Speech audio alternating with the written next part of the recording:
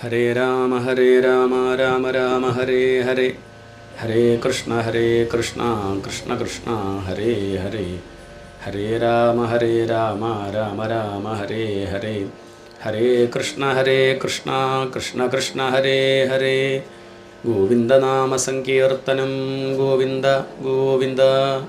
കോമളം കൂജയൻ വേണും ശ്യാമളോയം കുമാരക, വേദവേദ്യം പരം ബ്രഹ്മ ഭാസതാം പുരതോ മമ. യോ അന്തഃപ്രവിശ്യ മമ വാചമിമാം പ്രസുപ്താം സഞ്ജീവയത്യഖിലശക്തിധരസ്വധാംന.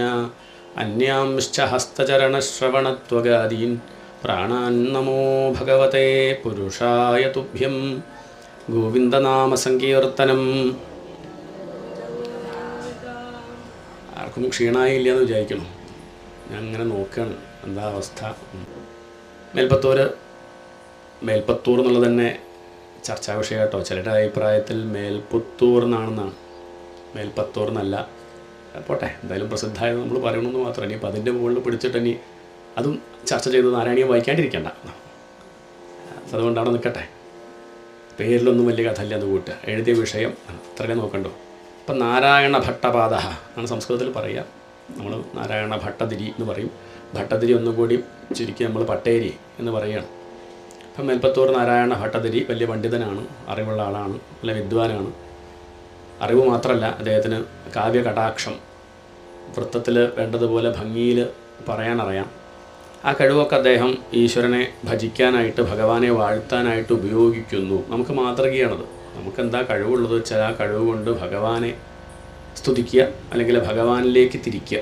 അങ്ങനെയാണെങ്കിൽ അത് മുക്തിക്ക് കാരണമാവും. എന്ത് കഴിവാണുള്ളത് സ്വയം ചിന്തിക്കണം. നമുക്കിപ്പോൾ എന്ത് കഴിവാണുള്ളത്? ഇനി വരയ്ക്കാനുള്ള കഴിവാണെന്ന് വെച്ചാൽ അത് ഭഗവത് സംബന്ധമായ കാര്യം വരയ്ക്കൂ. നൃത്തം വയ്ക്കാനുള്ള കഴിവുണ്ട്, എന്നാൽ ഭഗവാന്റെ ലീലകൾ നൃത്തമാക്കി ചെയ്യൂ. അങ്ങനെ ഈശ്വരനെ സ്മരിച്ച് ഭഗവാന് നിവേദ്യമായിട്ട് സമർപ്പിച്ചാൽ അതെന്ത് തന്നെയാവട്ടെ, അത് ഒരു ജീവനെ മുക്തിയിലെത്തിക്കും. കുറച്ച് വൈകിയാണെങ്കിലും. പെട്ടെന്ന് എത്തിയില്ല എന്നുള്ള ചോദ്യമില്ല. നമുക്കൊക്കെ പെട്ടെന്ന് വേണമെന്നുള്ള വിചാരമാണ്. അവിടെ ബുദ്ധിമുട്ട്. എനിക്കിപ്പോൾ കിട്ടണം മോക്ഷം. അപ്പം അങ്ങനെ വാശി പിടിച്ചിട്ട് കാര്യമില്ല. നമ്മൾ ശ്രമിക്കുക, പിന്നെ ഭഗവാന്റെ കൃപയ്ക്ക് വേണ്ടി കാത്തിരിക്കുക. അത്രയേ ഉള്ളൂ. വ്യത്യാസമുണ്ടെന്ന് അർത്ഥം. നമുക്ക് പക്വത ഉണ്ടെങ്കിൽ ഉടനെ കിട്ടും. അപ്പോൾ കിട്ടണില്ലെന്ന് പറഞ്ഞാൽ പക്വതയായിട്ടില്ല എന്നർത്ഥം. അപ്പോൾ നമ്മൾ ചെയ്യേണ്ടത് എന്താ? പക്വത വർദ്ധിപ്പിക്കുക, നമ്മളതിലുള്ള പാകമാവുക, അതിന് ശ്രമിച്ചുകൊണ്ടിരിക്കുക. അതല്ലാണ്ട് ഭഗവാനെ ചോദ്യം ചെയ്യലല്ല വേണ്ടത്. ഇവിടെ മേൽപ്പത്തൂരും അദ്ദേഹം നേരെ ഗുരുവായൂരിൽ വന്നു. 1-ാമത്തെ ദശകം അദ്ദേഹം ഭഗവാനെ സ്തുതിക്കുകയാണ്. ഗുരുവായൂരപ്പൻ അദ്ദേഹത്തിൻ്റെ ശ്ലോകം കേൾക്കാനായിട്ട് കാത്തു നിൽക്കുന്നു. ദശക സമ്പ്രദായമാണ്. ഒരു ദശകം എന്ന് പറഞ്ഞാൽ 10 ശ്ലോകങ്ങൾ എന്നുള്ള അർത്ഥമാണ്. എന്നാൽ ചിലതൊക്കെ 9 ഉള്ളൂ, ചിലത് 11 ഉണ്ട്. ഇങ്ങനെയൊക്കെ വ്യത്യാസമൊക്കെ ഉണ്ട്. അതിൽ ചിലരുടെ അഭിപ്രായം, ചിലത് പ്രക്ഷിപ്തമുള്ള അഭിപ്രായക്കാരുണ്ട്. അതൊക്കെ അവിടെ ഇരിക്കട്ടെ. ഒന്നങ്ങോട്ട് കൂടെ കുറേയൊക്കെ ചെയ്യുന്നുണ്ട്. അതിനൊക്കെ മേൽപ്പത്തൂരിന് അതിൻ്റേതായിട്ടുള്ള കാരണങ്ങളുണ്ടാവും. നമുക്ക് അത്ര പാണ്ഡിത്യമില്ലാത്തതുകൊണ്ട് എന്താ കാരണം നമുക്ക് നിശ്ചയമില്ല. ചിലത് നവകം ആയിട്ടുണ്ട്. ചില ഭഗവാൻ അഭിഷേകം നവകം കൊണ്ട് കഴിക്കുക എന്നുള്ള അഭിപ്രായമൊക്കെ ചില ജ്ഞാനികൾക്ക്, പണ്ഡിതന്മാർക്കുണ്ട്. അതുകൊണ്ടാണ് അവിടെ 9 ശ്ലോകങ്ങൾ എന്നൊക്കെ പറയുന്നുണ്ട്. നിൽക്കട്ടെ. ഏതായാലും മേൽപ്പത്തൂരെത്തി, ഗുരുവായൂരിലെത്തി. ഭഗവാൻ അദ്ദേഹത്തിൻ്റെ ആ സമർപ്പണം, മേൽപ്പത്തൂരിൻ്റെ പാണ്ഡിത്യം, തന്നെപ്പറ്റി എന്താ പറയണത്, എന്താ മേൽപ്പത്തൂരിൻ്റെ ഇപ്പോൾ രോഗം വന്നപ്പം അഭിപ്രായം എന്നറിയാൻ വേണ്ടി കാത്തിരിക്കുന്നു. മേൽപ്പത്തൂർ തുടങ്ങുകയാണ്. 1-ാമത്തെ ശ്ലോകം തന്നെ ചെറിയൊരു പണ്ടൊരു കഥ ഉണ്ട്, പ്രസിദ്ധമായിട്ടുള്ള കഥയാണ്. മേൽപ്പത്തൂർ വാതരോഗം വന്ന സമയത്ത് എഴുത്തച്ഛൻ്റെ അടുത്തേക്ക് പോയി. എന്നിട്ട് അദ്ദേഹം എന്താ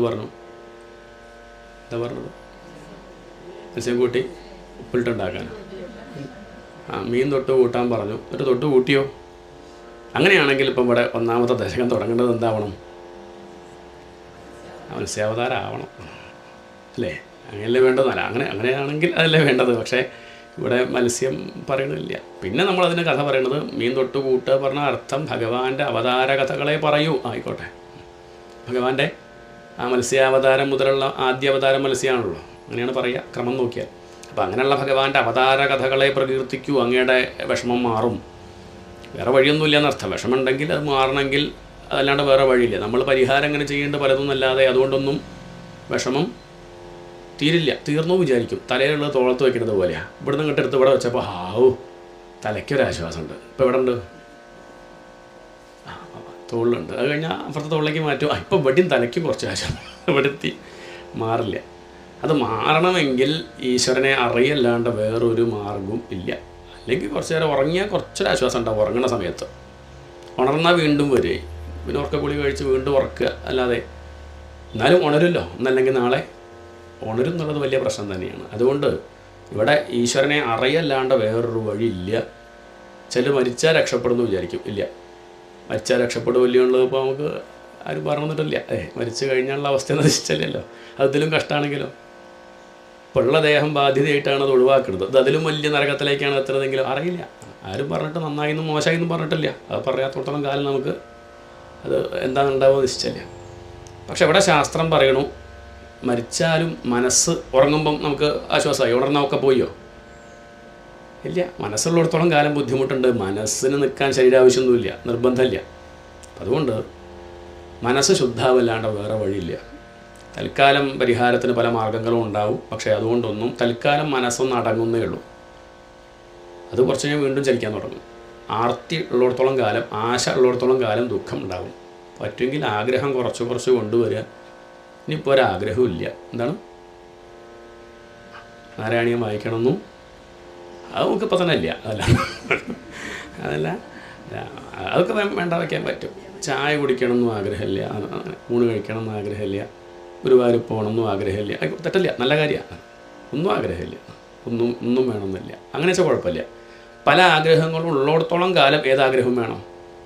ഭാഗവതം വായിക്കണം എന്നുള്ള ആഗ്രഹം ഉണ്ടാവണം, അത് വേണം. മറ്റതൊന്നും വേണ്ട. നമുക്ക് ചായ വേണമെന്നുള്ള ആഗ്രഹമുണ്ട്, പക്ഷേ നാരായണീയം വായിക്കണം എന്നുള്ള ആഗ്രഹമില്ല. അവിടെ കുഴപ്പം. അപ്പം മറ്റാഗ്രഹങ്ങളെയൊക്കെ ഇല്ലാണ്ടിയാക്കാൻ തൽക്കാലം ഒരു ആഗ്രഹം കൊടുക്കുകയാണ്. എന്ത്? ഭാഗവതം അല്ലെങ്കിൽ നാരായണീയം, ഗുരുവായൂരപ്പൻ ചിന്തിക്കൂ എന്ന് പറഞ്ഞാൽ വേറൊന്നും ചിന്തിക്കാണ്ടിരിക്കും എന്നർത്ഥം. വേറൊന്നും ചിന്തിക്കാണ്ടിരിക്കാൻ പറ്റില്ല. മനസ്സ് വെറുതെ ഇരിക്കില്ല. അപ്പോഴേക്ക് വേറെ എന്തെങ്കിലും പോയി പിടിച്ച് ബുദ്ധിമുട്ടുണ്ടാക്കും. മേൽപ്പത്തൂരിനിപ്പോൾ വാതരോഗം വലിയ പ്രയാസം അദ്ദേഹത്തിൻ്റെ മനസ്സിനുണ്ടാക്കുന്നുണ്ട് എന്നുള്ളത് കൊണ്ട് അദ്ദേഹം മനസ്സിനെ ഒന്ന് അടക്കണം എന്ന് കരുതി അദ്ദേഹം ആയ കാലത്ത് കുറച്ചൊക്കെ ഭാഗവതം പഠിച്ചതുകൊണ്ടും കുറച്ച് ഈശ്വര എന്നുള്ളത് കൊണ്ടും അദ്ദേഹം എങ്ങോട്ട് പോയി? ഗുരുവായൂരപ്പൻ്റെ അടുത്തേക്ക് പോയി. ഗുരുവായൂരപ്പൻ എന്ന് പേരിട്ടത് മേൽപ്പത്തൂരാ. അതിന് മുമ്പൊന്നും ആ പേരില്ല. അങ്ങനെ ഉണ്ടായിരുന്നെങ്കിൽ പൂന്താനം സമകാലികനാണ്. അദ്ദേഹം ജ്ഞാനപ്പാനയിലോ അല്ലെങ്കിൽ എവിടെയെങ്കിലും എന്ത് പറയണം? ഗുരുവായൂരപ്പൻ എന്ന് വിളിക്കണം. അങ്ങനെ വിളിച്ചിട്ടില്ല. അപ്പോൾ ആ സ്ഥിതിക്ക് ആചാര്യന്മാരുടെ അഭിപ്രായം അത് പേരിട്ട തന്നെ ആരാണ്? മേൽപ്പത്തൂരാണ്. ഗുരുപവനപുരാധീശം അല്ലെങ്കിൽ വാതാലയേശം എന്ന് പറഞ്ഞാൽ അങ്ങനെ ഗുരുവായൂരപ്പൻ എന്നുള്ള പേരിട്ടത്. അദ്ദേഹം എത്തി, ഗുരുവായൂരിലെത്തി. അങ്ങനെ ഒന്നാമത്തെ ശ്ലോകം അത് ഭാഗവതത്തിൻ്റെ സമ്പ്രദായത്തിൽ തന്നെയാണ്.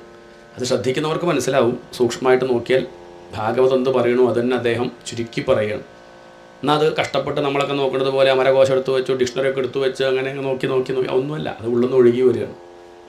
നമ്മളെപ്പോലെ കഷ്ടപ്പെട്ടിട്ടല്ല എന്നർത്ഥം. നമ്മൾ നോട്ട് ചെയ്ത് വെച്ച് ചില നാരായണിയൊക്കെ നോക്കി എന്താ കഥ, അവിടെ ഇവിടെയൊക്കെ വരച്ച് വെച്ചിട്ടുണ്ടാവും. എവിടെ മുറിക്കേണ്ടു എന്താ ഇന്ന് നേരെ വായിക്കുമോ ഇല്ലാലും. ഇങ്ങനെയൊക്കെ വളരെ കഷ്ടപ്പെട്ട് വെച്ച് അത് നമ്മൾ എന്നെ പറ്റി പറയുകയാണ്, ഞാൻ വേറെയുള്ളവരെ പറ്റി പറയില്ല. വളരെ കഷ്ടപ്പെട്ടിട്ടാണ് ഒന്ന് വ്യാഖ്യാനിക്കാൻ ശ്രമിക്കുന്നത്. അങ്ങനെ തന്നെ 10-35 പുസ്തകം എടുത്ത് വെച്ച് എഴുതി വെച്ച് എല്ലാം കഴിഞ്ഞ് വന്ന് അദ്ദേഹം പറയും എന്തൊക്കെയോ എഴുതി വെച്ചു, ഒന്നും അങ്ങോട്ട് പറയാനും പറ്റിയില്ല. അങ്ങനെയൊക്കെയാണ് കഥ. എന്നാൽ മേൽപ്പത്തൂരിനൊന്നുമില്ല. അദ്ദേഹം കുറേ എഴുതി വെച്ചിട്ട് പോകുന്നതല്ല. ഉള്ളിൽ നിന്ന് അങ്ങനെ ഒഴുകി വരുന്നത് അദ്ദേഹം പറയണമെന്ന് മാത്രം. താനൊരു ഉപകരണമായിട്ട് നിൽക്കുകയാണ്. അതും അദ്ദേഹം ഇത് താൻ നാരായണീയം വായിച്ചു കഴിഞ്ഞാൽ ഇനി കുറച്ചങ്ങോട്ട് കഴിഞ്ഞാൽ മാതൃസമിതിക്കാർ ഇതും കൊണ്ട് നടക്കുമെന്ന് വിചാരിച്ചിട്ടല്ല.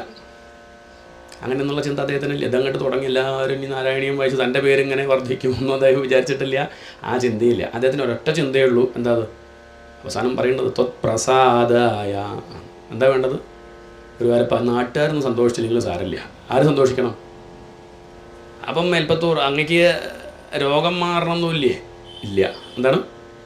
അതാണ് അവസാനമുള്ളത് നമ്മൾ നോക്കണ്ട. ആദ്യത്തൊന്നും നമ്മൾ നോക്കണ്ട. അതൊക്കെ നമ്മളെപ്പോലെ ഇപ്പം നമ്മളിപ്പോൾ എന്തൊക്കെ ആഗ്രഹത്തോടു കൂടിയാണ് ഭജിക്കണത്. ഇപ്പോൾ നാരായണീയം വായിക്കണതിൻ്റെ ഇപ്പം എന്തിനു വേണ്ടിയിട്ടായിരിക്കും? പറയണ്ട അല്ലേ? ഉള്ളിൽ വെച്ചിട്ടാണ് വന്നത് തന്നെ. നാരായണീയം ഇങ്ങോട്ട് വായിച്ചാൽ എനിക്കങ്ങോട്ട് എന്ത് മോക്ഷമല്ല, വേറെ എന്തൊക്കെ ഉണ്ട്. അങ്ങനെ കുറച്ച് ആഗ്രഹങ്ങൾ വെച്ചും കൊണ്ടാണ് ഈ നാരായണീയം പോലും അല്ലെങ്കിൽ ഭാഗവതം പോലും അങ്ങനെയാണ്. ആഗ്രഹത്തോ തുച്ഛങ്ങളായ ആഗ്രഹമായിരിക്കും. എന്തെങ്കിലും നമുക്ക് വലുതായിരിക്കും, പക്ഷെ അത് നിസ്സാരമാണ്. ജോലി, കല്യാണം, കുട്ടി അങ്ങനെയൊക്കെ ഉള്ളതാവും. അപ്പോൾ പറയാൻ എളുപ്പമാണ്, ഓരോരുത്തർക്ക് അനുഭവിക്കും അല്ലേ? അതിലിപ്പോൾ നിങ്ങൾ ആലോചിക്കുന്നത് മാളിക ഉണ്ടെങ്കിൽ അത് പറയാം. അതെ, ആർക്കായാലും ഇത് പറയാമെന്നല്ലാണ്ട് എന്താ ചെയ്യാൻ പറ്റുക? ഒറ്റ ഉദ്ദേശമുള്ളൂ, ത്വത്പ്രസാദായ ഭൂയാത്. അങ്ങ് സന്തോഷിക്കുക, അല്ലാണ്ട് അപ്പോൾ എല്ലാവരും സന്തോഷിക്കണം എന്നുള്ള ആഗ്രഹമൊന്നും ഇല്ല എന്ന് ഇനി അവസാനം മേൽപ്പത്തൂർ പറയുന്നുണ്ട്. അവസാനം പറയുന്ന ഒരു ശ്ലോകമാണ്, ഹി ഹി മേ ദേഹമോഹം. എനിക്കെന്താ വേണ്ടത്? എൻ്റെ ദേഹം ഞാൻ എന്നുള്ള ഭാവം ഒഴിവാക്കി തരണേ ആണ്. ത്യജ ആണ്. എനിക്ക് എൻ്റെ ദേഹം എന്നുള്ളൊരു വിചാരം ഉണ്ടല്ലോ, ഇത് എൻ്റെ എന്നുള്ളൊരു വിചാരമുണ്ട്. നിങ്ങളാരും എൻ്റെ എന്നുള്ള വിചാരം എനിക്കില്ലാത്തതുകൊണ്ടാണ് നിങ്ങളിപ്പോൾ ചായ കുടിച്ചോല്ലി എനിക്ക് പ്രശ്നമില്ല ഉണ്ടോ, അതൊന്നും എന്നെ ബാധിക്കുന്നില്ല. കാരണം നിങ്ങളാരും ഞാനല്ല. ആ ഫാൻ ഇങ്ങോട്ട് തിരിച്ചു വയ്ക്കൂ ഞാൻ പറയുന്നില്ല, അപ്പോൾ തമാശ പറഞ്ഞതാണ്, തിരിച്ചു വെക്കേണ്ട, നമുക്ക് ഫാൻ ഉണ്ടെങ്കിൽ ബുദ്ധിമുട്ടാണ് ഇല്ലേ. അവനവൻ്റെ കാര്യമല്ലേ നോക്കുന്നുള്ളൂ. കാരണം ഈ ഇതിൽ ഞാൻ ഉണ്ടെന്നുള്ള വിചാരമാണ്, ഇത് സംരക്ഷിക്കേണ്ട ബാധ്യത എനിക്കുണ്ടെന്നും ഇതിനെ ബുദ്ധിമുട്ടൊന്നും ഇല്ലാണ്ട് നോക്കണമെന്നും ഇത് ഞാനാന്നുള്ള വിചാരം കൊണ്ടാണ് ഈ പ്രശ്നമൊക്കെ എന്ന് ആര് മനസ്സിലാക്കി മേൽപ്പത്തൂർ തിരിച്ചറിഞ്ഞ അവസാനം പറയുകയാണ്, എനിക്ക് ഒന്നും മതി, രോഗം മാറണം എന്നുള്ള അഭിപ്രായമില്ല. ഈ രോഗം മാറിയിട്ട് കാര്യമുണ്ടോ? രോഗം മാറി അടുത്ത് വരില്ലേ? ഇല്ല ഇല്ല, കഴിഞ്ഞു. നമുക്കിപ്പോൾ എന്താ 2 ദിവസം കൂടുതൽ കിട്ടിയോണ്ട് എന്താ ചെയ്യുമ്പം? ഇപ്പോൾ എത്ര വരെ ജീവിക്കും പറയാം? ഇവിടെ ഉള്ളവരൊക്കെ 100 വയസ്സ് വരെ ജീവിക്കും. നമുക്ക് തോന്നി എന്ത് ഒരു 10 കൊല്ലം കൂടി കിട്ടണം, 110 ആക്കി, എന്താ ഇപ്പം ഉണ്ടാവുക?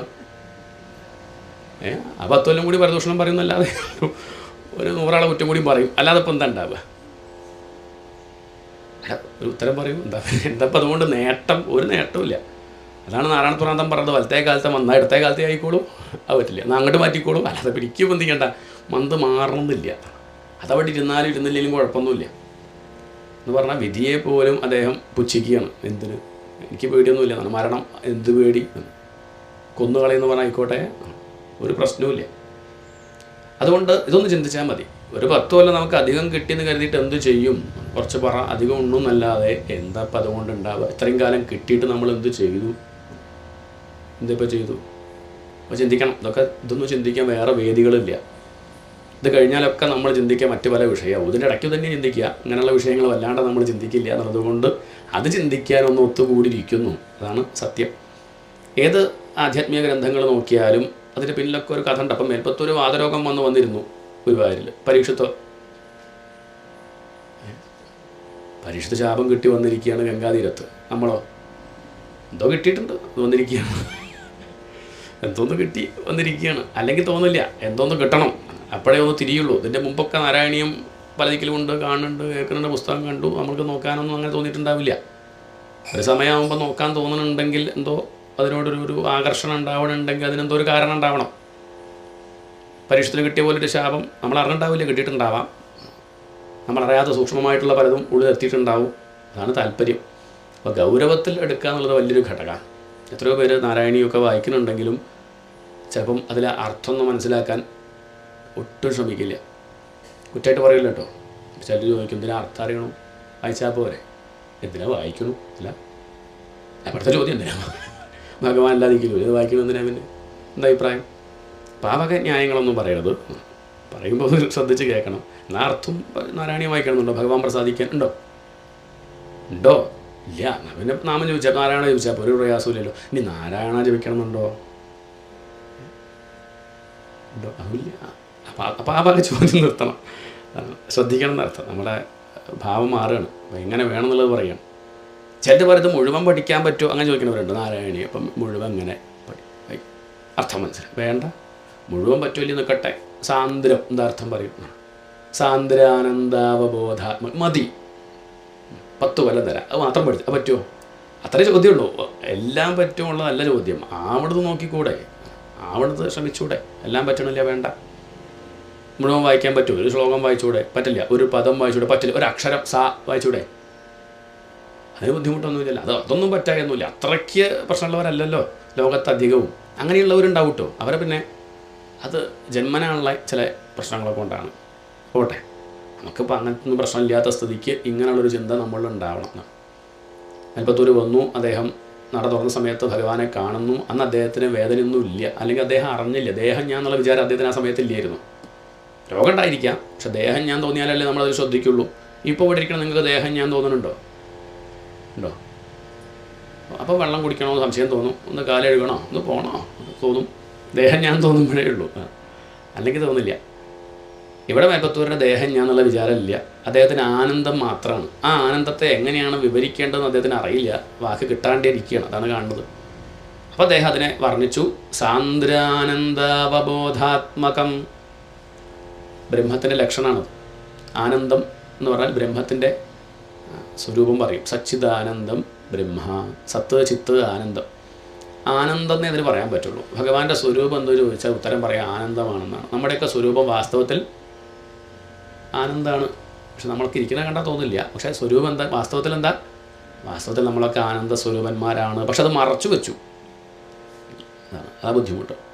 അതിനാണ് മായ. അജ്ഞാനം കൊണ്ടത് മറച്ചു വെച്ചിട്ടുണ്ട്. അതുകൊണ്ട് നമുക്ക് സുഖിക്കാൻ തോന്നുന്നില്ല, അല്ലെങ്കിൽ ചിരിക്കാൻ നേരാവണ്ണം തോന്നുന്നില്ല. ചിരിക്കാനൊക്കെ നമുക്ക് അറിയാണ്ടിരിക്കുമോ? നിങ്ങൾ ചിരിക്കാന്ന് വെച്ചാൽ നല്ലൊരു വഴി എന്താ വെച്ചാൽ ഈ ക്യാമറ അങ്ങോട്ട് തിരിച്ച് വെച്ചാൽ മതി. ഇല്ലേ? മൊബൈൽ ക്യാമറ വന്നാൽ നമ്മൾ ചിരിക്കില്ലേ? അത്രയേ ഉള്ളൂ. ചിരിക്കാനുണ്ടായല്ല, പക്ഷേ അറിഞ്ഞ് ചിരിക്കാൻ തോന്നുന്നില്ല. സന്തോഷം ഉണ്ടാവണ്ടേ, അല്ലാണ്ട് വെറുതെ ചിരിച്ചിട്ട് കാര്യമുണ്ടോ? ശരിക്കും നമ്മളുടെയൊക്കെ സ്വരൂപം ആനന്ദമാണ്. ഭഗവാന്റെ സ്വരൂപം ആനന്ദമാണ്. അതാണ് ആനന്ദം എന്നാരംഭിക്കുന്നത്. സാന്ദ്രം എന്ന് പറഞ്ഞാൽ കട്ടിപിടിച്ചാണ് അർത്ഥം. സാന്ദ്രം ഇടതടവില്ലാത്ത കട്ടിപിടിച്ച ആനന്ദം. ഇതൊക്കെ ഒരു ഭാഷയാണ്. ശരിക്കും പറഞ്ഞാൽ ആനന്ദം ഒരു വസ്തു എന്നല്ലല്ലോ. അപ്പോൾ കട്ടിപിടിച്ചു പറയാൻ പറ്റും. അപ്പോൾ നമുക്ക് വെള്ളം കട്ടിപിടിച്ചാൽ ഐസ് എന്നൊക്കെ പറയാം. ഇതുപോലെ ആനന്ദം വെള്ളം പോലെയാണോ? കട്ടിപിടിക്കും എന്നൊക്കെ ചോദിച്ചാൽ ഇത് അദ്ദേഹത്തിന് വാക്കിന് പരിമിതി ഉണ്ടല്ലോ. എല്ലാം അങ്ങോട്ട് പറഞ്ഞ് ഫലിപ്പിക്കാൻ പറ്റില്ല. അപ്പോൾ നമുക്ക് മനസ്സിലാവണം. മട്ടിൽ അദ്ദേഹം പറയണം സാന്ദ്രാനന്ദ അവബോധാത്മകം. ഭഗവാൻ ഇങ്ങോട്ട് കണ്ട സമയത്ത് അദ്ദേഹത്തിന് തോന്നി ആനന്ദം കട്ടിപിടിച്ചാൽ എങ്ങനെ ഉണ്ടാവും? ആനന്ദക്കട്ട എന്നൊക്കെ പഴയ ആചാര്യന്മാർ വിളിക്കുന്നില്ല. സച്ചിദാനന്ദ കട്ട എന്നൊക്കെ വിളിക്കും. ഒരാനന്ദ ബിസ്ക്കറ്റ് എങ്ങനെ ഉണ്ടാവും? അദ്ദേഹത്തിന് തോന്നണത്. അപ്പോൾ ഈ ഒരു ഭാവം നമുക്കും തോന്നണം. അല്ലെങ്കിൽ ചിലപ്പോൾ തോന്നിട്ടോ, അത്രയ്ക്കൊരു വിഷമമൊക്കെ വരുമ്പം ഗുരുവായൂർ പോയി നോക്കുമ്പോൾ ചിലപ്പോൾ അങ്ങനെ തോന്നി വരാം. അല്ലാതെ ഇപ്പോൾ നമ്മളങ്ങനെ നോക്കിയിട്ട് എന്താ ഇപ്പോൾ ഇവിടെ ഇവരൊക്കെ ഇപ്പോൾ എന്ത് കാണാൻ വന്നിരിക്കുക എന്നൊക്കെ തോന്നി ചെയ്യും. പക്ഷേ അത്രയ്ക്കൊരു ഭക്തിയോടുകൂടി അല്ലെങ്കിൽ അത്രയ്ക്ക് വിഷമത്തോടു കൂടിയൊക്കെ നോക്കുമ്പോൾ ചിലപ്പം ചില ഭാവമൊക്കെ ഉണ്ടാവും. അപ്പം മേൽപ്പത്തൂർ അങ്ങനെയാണ്. അയാളുടെ അഹന്തയൊക്കെ കുറേ പോയിട്ടുണ്ട്. കുറച്ചൊക്കെ ഉണ്ടായിരുന്നു. ഒക്കെ ഉണ്ടാവും. മനുഷ്യനല്ലേ, ഇല്ലാണ്ടിരിക്കും. അപ്പോൾ നമുക്കൊക്കെ അല്ലേ അഹന്തല്ലേ? ഇല്ലേ? ഞങ്ങളെക്കാൾ കുറച്ച് അധികം എനിക്കുണ്ടെന്ന് കൂട്ടിക്കോളും. എന്നാൽ നിങ്ങൾക്ക് ഇല്ല പറയണ്ട. കുറച്ചൊക്കെ എല്ലാവരുടെ കയ്യിലും ഉണ്ട്. അത്രയേ ഉള്ളൂ. ഇല്ലാണ്ടിരിക്കില്ല. മേൽപ്പത്തൂരിനുണ്ട് കുറച്ച് പാണ്ഡിത്യമുണ്ട്. പിന്നെ അഹന്ത ഇല്ലാണ്ടിരിക്കും. കുറച്ചൊക്കെ ഉണ്ട്. പക്ഷേ ഇപ്പം അത് കുറേയൊക്കെ ഒന്ന് പോയിട്ടുണ്ട്. അതുകൊണ്ട് അദ്ദേഹത്തിന് നല്ല ഒരു തിളക്കം. സാന്ദ്രാനന്ദ അവബോധാത്മകം അനുപമിതം. ഇത് ഉപമിക്കാൻ പറ്റില്ല. ഈ ഭഗവാനെ ഈ കാണുന്ന രൂപത്തെ വേറൊന്നുപോലെയാണെന്ന് പറയാൻ പറ്റില്ല. ഈശ്വരൻ ഇന്നതുപോലെ എന്ന് പറഞ്ഞാൽ ഈശ്വരൻ കുറഞ്ഞു പോകും. അങ്ങനെയില്ല. ഈശ്വരനെ പോലെ ഈശ്വരൻ മാത്രമേ ഉള്ളൂ. അനുപമിതം കാലദേശാവധിഭ്യാം. കാലം ദേശം നമ്മളൊക്കെ അതിൽ പെട്ടവരാ. നമ്മൾ ഈ കാലത്ത് ഈ ദേശത്ത് ഇപ്പം നമ്മൾ ഇവിടെ ഇരിക്കുന്നുണ്ട് എന്ന് പറഞ്ഞ അർത്ഥം പല ദിക്കിൽ നമ്മൾ ഇരിക്കുന്നില്ല എന്നാ. ഇതെല്ലാത്ത ദിക്കിൽ ഇരിക്കുന്നുണ്ടോ? ഞാൻ ഇപ്പം ഇവിടെ ഉണ്ടെന്ന് പറഞ്ഞ അർത്ഥം എന്താ? ഇവിടെ മാത്രമേ ഉള്ളൂ എന്നാ. ഭഗവാൻ ഗുരുവായൂരിലാട്ടോ എന്ന് പറഞ്ഞത് അർത്ഥം. ഗുരുവായൂരിൽ മാത്രമേ ആരുള്ളൂ. അപ്പോൾ ബാക്കിയുള്ള ദിക്കിലൊന്നും ഭഗവാനില്ലേ? അങ്ങനെ പറയരുതേ. ദേശം കൊണ്ടും കാലം കൊണ്ടും കുടുക്കിടാൻ ആരെ സാധിക്കില്ല? ഭഗവാനെ സാധിക്കില്ല. അതാണ് ദേശകാലാവധിഭ്യാം നിർമുക്തം. ദേശത്തിൻ്റെയും കാലത്തിൻ്റെയും ഇടയിൽ പെട്ടവരാണ് നമ്മളൊക്കെ ഇപ്പം എത്ര കാലം ഇവിടെ ഉണ്ടാവും ചോദിച്ചൊരു കണക്കുണ്ട്. നമ്മുടെ കയ്യിലില്ലെങ്കിലും കണക്കുണ്ട്. നമ്മുടെ കയ്യിലില്ല, പക്ഷേ കണക്കുണ്ട്. 100 കൊല്ലം മുന്നേ ഇല്ലായിരുന്നല്ലോ. ഉണ്ടോ? അങ്ങനെയൊന്നും ഇപ്പോൾ പാരമാർത്ഥികമായിട്ട് പറഞ്ഞാൽ ഇല്ലാണ്ടി ആവണില്ല. ഈ രൂപം ഇല്ലായിരുന്നല്ലോ, അതാണ് ചോദ്യം. ഇല്ല. 100 കൊല്ലം കഴിഞ്ഞ് ഉണ്ടാവുമോ? ഇല്ല. അപ്പോൾ ആ കാലത്ത് മാത്രമാണ്, ഇത്ര വരെയാണ് നമ്മളെ കാലം. ഇന്ന കൊല്ലം മുതൽ ഇത്ര വരെ ഇരുന്നു, അത്രയേ ഉള്ളൂ. അപ്പോൾ ആ കാലത്തിൻ്റെ ഉള്ളിൽ പെട്ടതാണ്. എന്നാൽ ഭഗവാൻ അങ്ങനെ പറയാൻ പറ്റുമോ? ഭഗവാനെ ഇപ്പം ഉണ്ടായതാ, കുറച്ച് ഇല്ലാണ്ടി പോവും. അങ്ങനെ പറയാൻ പറ്റില്ല. കാരണം എപ്പോഴും ഉള്ളതാണ്. ഇതാണ് ദേശകാലാവധിഭ്യാം നിർമുക്തം. അപ്പോൾ ഒരു ചോദ്യം, ഭഗവാൻ കുറച്ച് കഴിഞ്ഞാൽ ഇല്ലേണ്ടിയാവില്ലേ? എല്ലാം കുറച്ച് കഴിഞ്ഞാൽ ഇല്ലേണ്ടിയാവും. നാരായണീയം ഇപ്പോൾ വായിച്ചു കുറച്ച് കഴിഞ്ഞാൽ ഇല്ലേണ്ടിയാവും. 4 മണി കഴിഞ്ഞാൽ 5 മണിക്ക് നിർത്തും. ഇല്ലേണ്ടിയാവും കുറച്ച് കഴിഞ്ഞാൽ. എന്തും നമ്മൾ കഴിച്ചാൽ തീരില്ലേ? ഇല്ലേ? ഇതേപോലെ കുറച്ചങ്ങോട്ട് കഴിഞ്ഞപ്പോൾ എണ്ണ പറ്റിയ തിരി കേടില്ലേ? ഇതുപോലെ ഗുരുവായൂരപ്പനും കുറച്ചങ്ങോട്ട് കഴിഞ്ഞാൽ അങ്ങനെ അങ്ങോട്ട് ഇല്ലാണ്ടിയാവോ? ഇല്ല. അതാണ് നിർമുക്തം, നിത്യമുക്തം. ഒരിക്കലും ആ ആളെ പിടിച്ചു കെട്ടാൻ സാധിക്കില്ല. നമ്മളൊക്കെ തൽക്കാലം നമ്മൾ സ്വസ്ഥമായിട്ടിരിക്കാറുണ്ട്. ഇടയ്ക്ക് കുറച്ച് നേരമൊക്കെ, കുറച്ച് കഴിഞ്ഞാൽ വീണ്ടും പ്രശ്നങ്ങൾ വരാറുണ്ട്. സുഖമായിട്ടിരിക്കാറൊക്കെ ഉണ്ട്, ഇല്ലേ? ഇല്ല. എപ്പോഴും ദുഃഖം തന്നെയാണ്. അങ്ങനെയല്ല, ഇടയ്ക്കൊരു സുഖമൊക്കെ ഉണ്ടാവാറുണ്ട്. എത്ര ദുഃഖത്തിൻ്റെ ഇടയ്ക്ക് നമ്മൾ എന്തുണ്ടാവാറുണ്ട്? എന്തെങ്കിലും തമാശയൊക്കെ പറഞ്ഞ് ചിലപ്പോൾ ചിരിക്കും. അത് കഴിഞ്ഞാൽ വീണ്ടും പഴയ ദുഃഖത്തിലേക്ക് പോകും. ആയിക്കോട്ടെ, എന്നാലും ഇടയ്ക്കൊന്ന്, പക്ഷെ വീണ്ടും പഴയ ദുഃഖത്തിലേക്ക് പോകുന്നുണ്ട്. ഇതേപോലെ ഇടയ്ക്കൊക്കെ നമ്മൾ മുക്തരാവണുണ്ട്, പക്ഷെ വീണ്ടും ബന്ധനസ്ഥരാവാറില്ലേ? നമ്മളുടെ സുഖം എന്ന് പറഞ്ഞാൽ 2 ദുഃഖങ്ങളുടെ ഇടയിലുള്ള സമയമാണെന്ത്? ഒരു പ്രശ്നം കഴിഞ്ഞു, ഇനിയിപ്പോൾ അടുത്ത പ്രശ്നം വരാൻ എന്ത് ചെയ്യുക? ചിരിക്കുക, അത്രയേ ഉള്ളൂ. അടുത്ത പ്രശ്നം വരുന്നുണ്ട്. ഈ രോഗം കഴിഞ്ഞു, അത് മാറി, ഇനിയിപ്പോൾ അടുത്ത രോഗം വരുന്നവരെന്ന്, അത്ര തന്നെ ഉള്ളൂ. അതിന് സുഖം എന്നൊക്കെ പറയാൻ പറ്റുമോ ചോദിച്ചാൽ നിശ്ചയില്ല. അധികം വൈകാതെ ബന്ധനത്തിൽ പെടും. എന്നാൽ ഭഗവാനെ അങ്ങനെ കൊടുക്കാൻ പറ്റില്ല. ചില ന്യായമൊക്കെ ചോദിക്കട്ടോ, എന്നാൽ പിന്നെ യശോദ കെട്ടിട്ടിട്ടുണ്ടല്ലോ നമുക്ക് ചോദിക്കും. യശോദ കെട്ടിട്ടൊന്നുമില്ല. അതൊക്കെ യശോദയ്ക്ക് വേണ്ടി ഭഗവാൻ കെട്ടിട്ടതുപോലെ കുറൂരമ്മ കലത്തിൽ അടച്ചു വെച്ചില്ലേ, പിന്നെ കുറൂരമ്മ കൂട്ടിയാൽ കൂടും.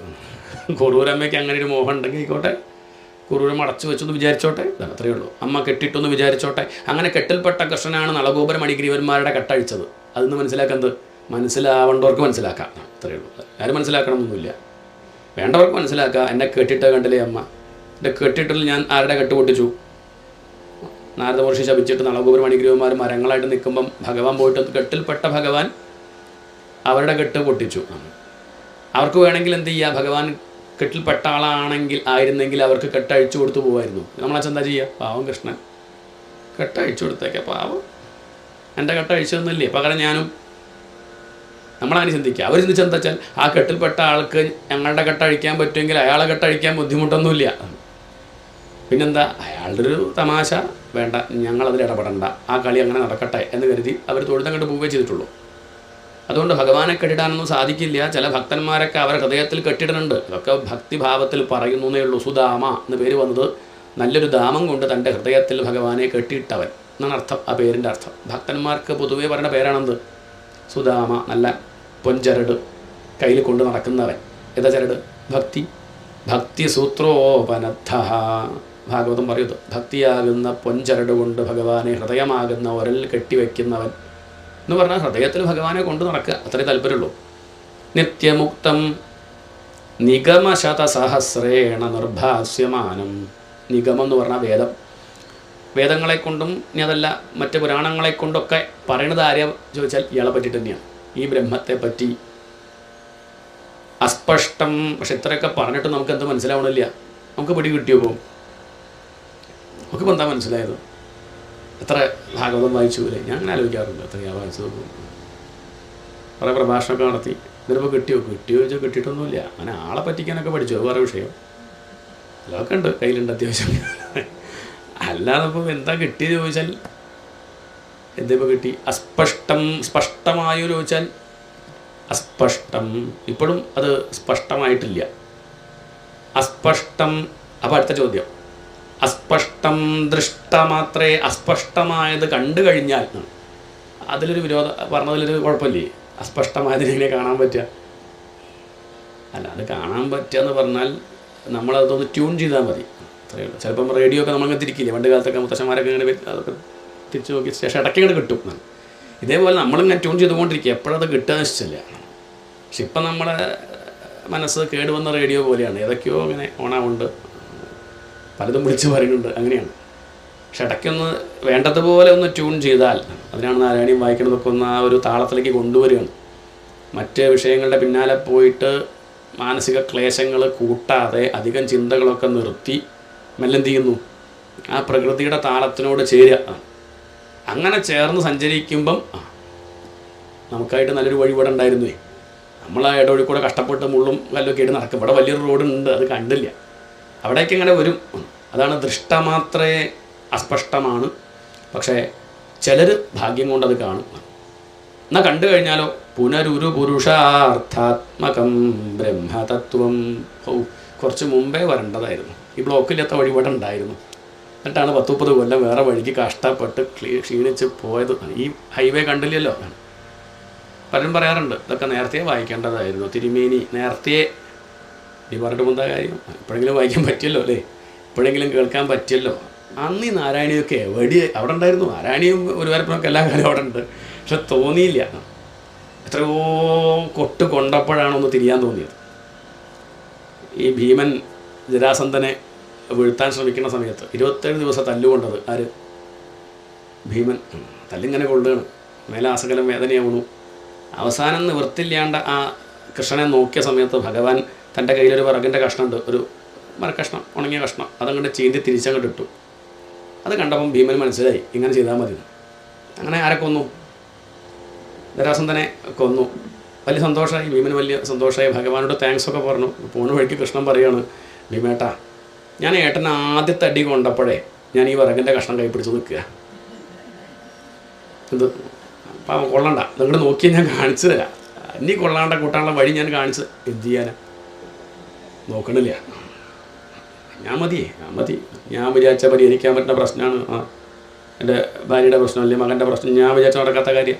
എൻ്റെ കാര്യം എനിക്ക് മരുന്ന് ഡോക്ടർമാരില്ലേ, സമാധാനം ഉണ്ടാവില്ല എന്നർത്ഥം. അതാണ് ഇവിടെ വർണ്ണിച്ചത്. അസ്പഷ്ടം ദൃഷ്ടമാത്രേ പുനരുരു പുരുഷാർത്ഥാത്മകം. ഉരു എന്ന് പറഞ്ഞാൽ പ്രധാനം എന്നർത്ഥം. ഒരു പുരുഷാർത്ഥാത്മകം. പുരുഷാർത്ഥം എന്ന് പറഞ്ഞാൽ പുരുഷാർത്ഥങ്ങൾ 4. പുരുഷൻ അർത്ഥിക്കുന്നത് അല്ലെങ്കിൽ പുരുഷന് വേണ്ടത്. ഒരു മനുഷ്യനായിട്ട് നമ്മൾ ജനിച്ചല്ലോ. മനുഷ്യനായിട്ട് ജനിച്ചാൽ നമ്മൾ നേടേണ്ട വിഷയങ്ങൾ 4 എന്ന് ഋഷിമാർ പറഞ്ഞു വെച്ചതാണ്. നേരെയാവാൻ വേണ്ടിയിട്ട്, നമ്മൾ നേരെയാവണമെന്ന് കരുതിയിട്ടാണ്. നമ്മൾ നശിക്കണമെന്ന് അവർക്ക് ആഗ്രഹമില്ല. അതേതൊക്കെയത്? അത് ധർമ്മം, അർത്ഥം, കാമം, മോക്ഷം. ധർമ്മം, അർത്ഥം, കാമം, മോക്ഷം. ശരിക്കും 2 ഉള്ളൂ കേട്ടോ. ധർമ്മം, മോക്ഷം, ഇത്രയേ ഉള്ളൂ പുരുഷാർത്ഥങ്ങൾ. വാസ്തവത്തിൽ പറഞ്ഞ ധർമ്മവും മോക്ഷവും. പക്ഷേ അങ്ങനെ പറഞ്ഞാൽ ആരും ശാസ്ത്രത്തിലേക്ക് വരില്ല, ധർമ്മം അനുഷ്ഠിക്കില്ല, മോക്ഷത്തിലേക്ക് തിരിയില്ല. ഇപ്പം നമുക്ക് താല്പര്യമുള്ള 2 വിഷയം നടുക്ക് ചേർത്തു. ഏതാത്? അർത്ഥം, കാമം. അത് പിന്നെ പുസ്തകത്തിൽ പറയാണ്ട് തന്നെ നമ്മൾ ചെയ്യുന്നുണ്ട്. ഊണ് കഴിക്കണം എന്നാരെയും പഠിപ്പിച്ചു? ഉണ്ടോ? എങ്ങനെയാണ് ഉരുട്ടി കഴിക്കേണ്ടത് പഠിപ്പിച്ചോ? അത് പിന്നെയും കുട്ടികളൊക്കെ പഠിപ്പിക്കും. ഈ വലിക്കാനും മുറുക്കാനൊക്കെ പഠിപ്പിക്കും. ക്ലാസ് ഉണ്ടോ എവിടെയെങ്കിലും? ഉണ്ടോ? കള്ളു കുടിക്കാനുള്ള ക്ലാസ് ഉണ്ടോ? ഇല്ല. അതെങ്ങനെ പഠിച്ചു? ഇതൊന്നും ആരും പഠിപ്പിക്കേണ്ട കാര്യമില്ല എന്നർത്ഥം. ഇനി കാമത്തിനും പഠിപ്പിക്കേണ്ട കാര്യമൊന്നുമില്ല. അർത്ഥം, കാമം അത് സ്വാഭാവികമായിട്ട് തന്നെ ചോദന നമുക്കുണ്ട്. പക്ഷേ അതിൻ്റെ പിന്നാലെ പോയാൽ ഭാവിയിൽ മനക്ലേശം ഉണ്ടാവും, ശാന്തി നഷ്ടപ്പെടും, ഉറപ്പാണ്. അങ്ങനെ വരരുതെന്ന് കരുതിയിട്ട് എന്ത് ചെയ്തു ഋഷിമാർ? ആ അർത്ഥകാമത്തിൻ്റെ മുന്നേ 2 വെച്ചു. അർത്ഥത്തിൻ്റെ മുന്നേ ആദ്യം വെച്ചത് ധർമ്മമാണ്. ധാർമ്മികമായിട്ട് പണം സമ്പാദിച്ചോളൂ.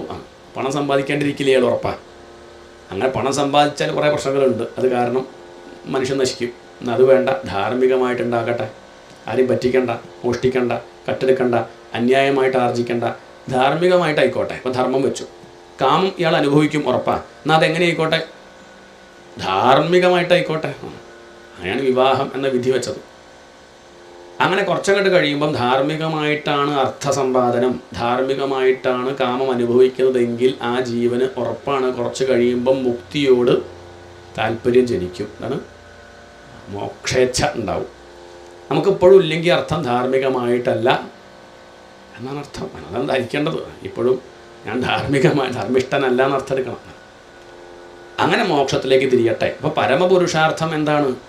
മോക്ഷമാണ്. ധർമ്മമല്ല, അർത്ഥമല്ല, കാമമല്ല, ഒരു പുരുഷാർത്ഥാത്മകം. അതാണ് ഒരു പുരുഷാർത്ഥം. അത് മോക്ഷമാണ്. അതാണ് ബ്രഹ്മതത്വം.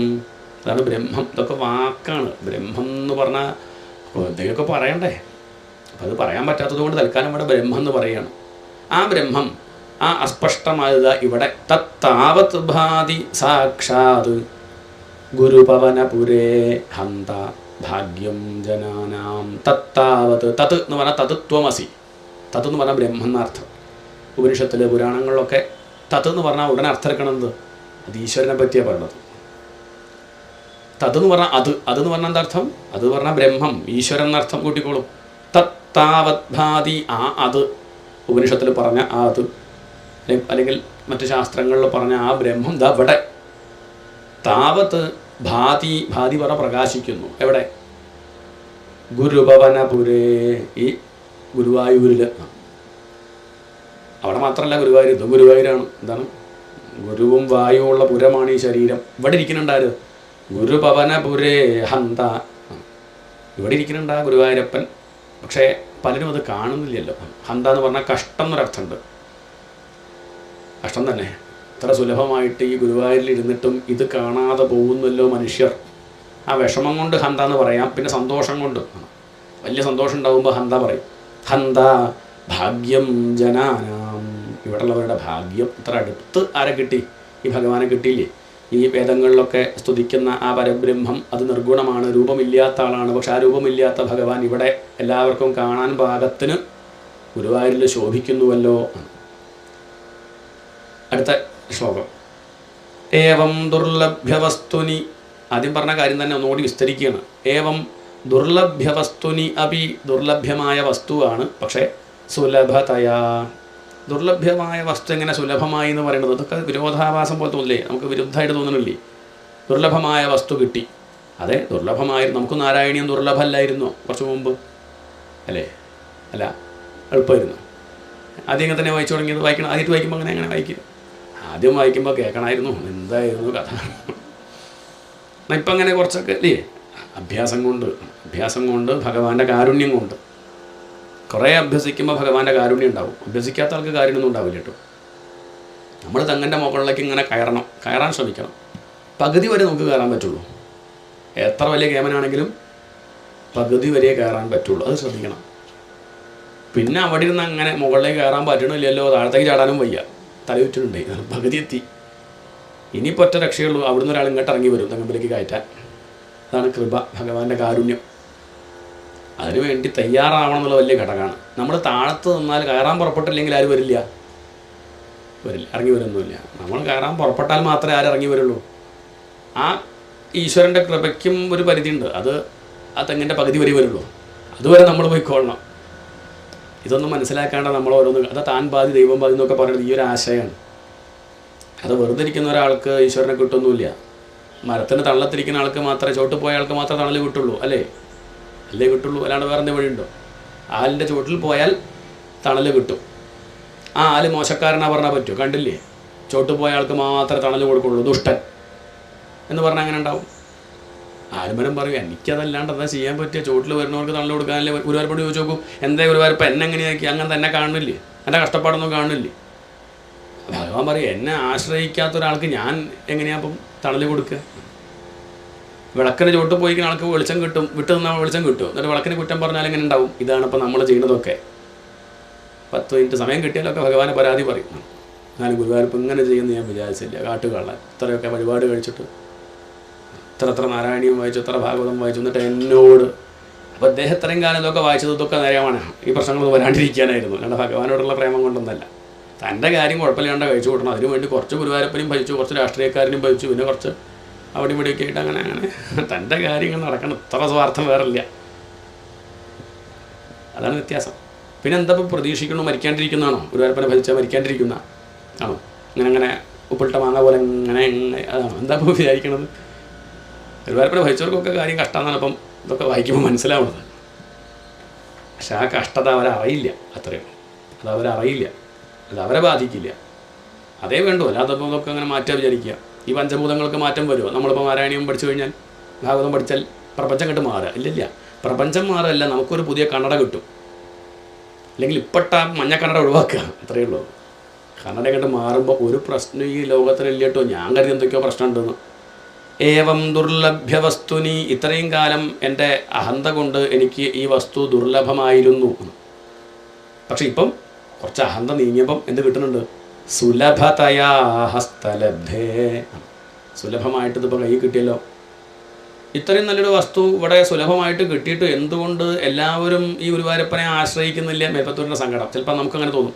നമുക്ക് തോന്നുന്നില്ല എന്താ ഇപ്പോൾ ചെയ്യുക, നാരായണീയം ഇവിടെ ഇങ്ങനെ ഇരിക്കുമ്പോൾ ഇത്രയും നല്ല വിഷയം ഉണ്ടല്ലോ, സ്വസ്ഥമായിട്ടിരുന്ന് വായിച്ചൂടെ?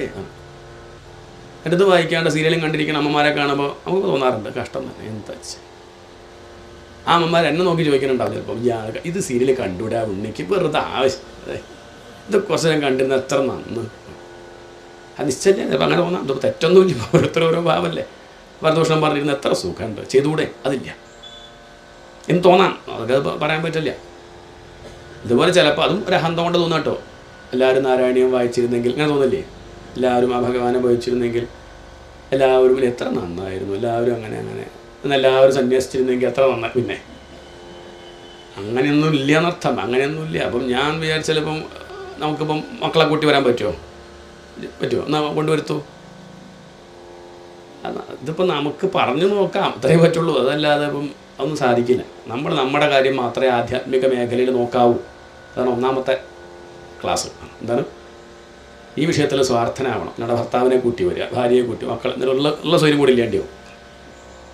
അത്രയും നമ്മൾ സ്വസ്ഥമായിട്ട് വായിക്കാൻ തന്നാൽ ഇല്ലാണ്ടിയാവും. അപ്പോൾ അത് പറയണ അർത്ഥത്തിനെടുക്കണേ.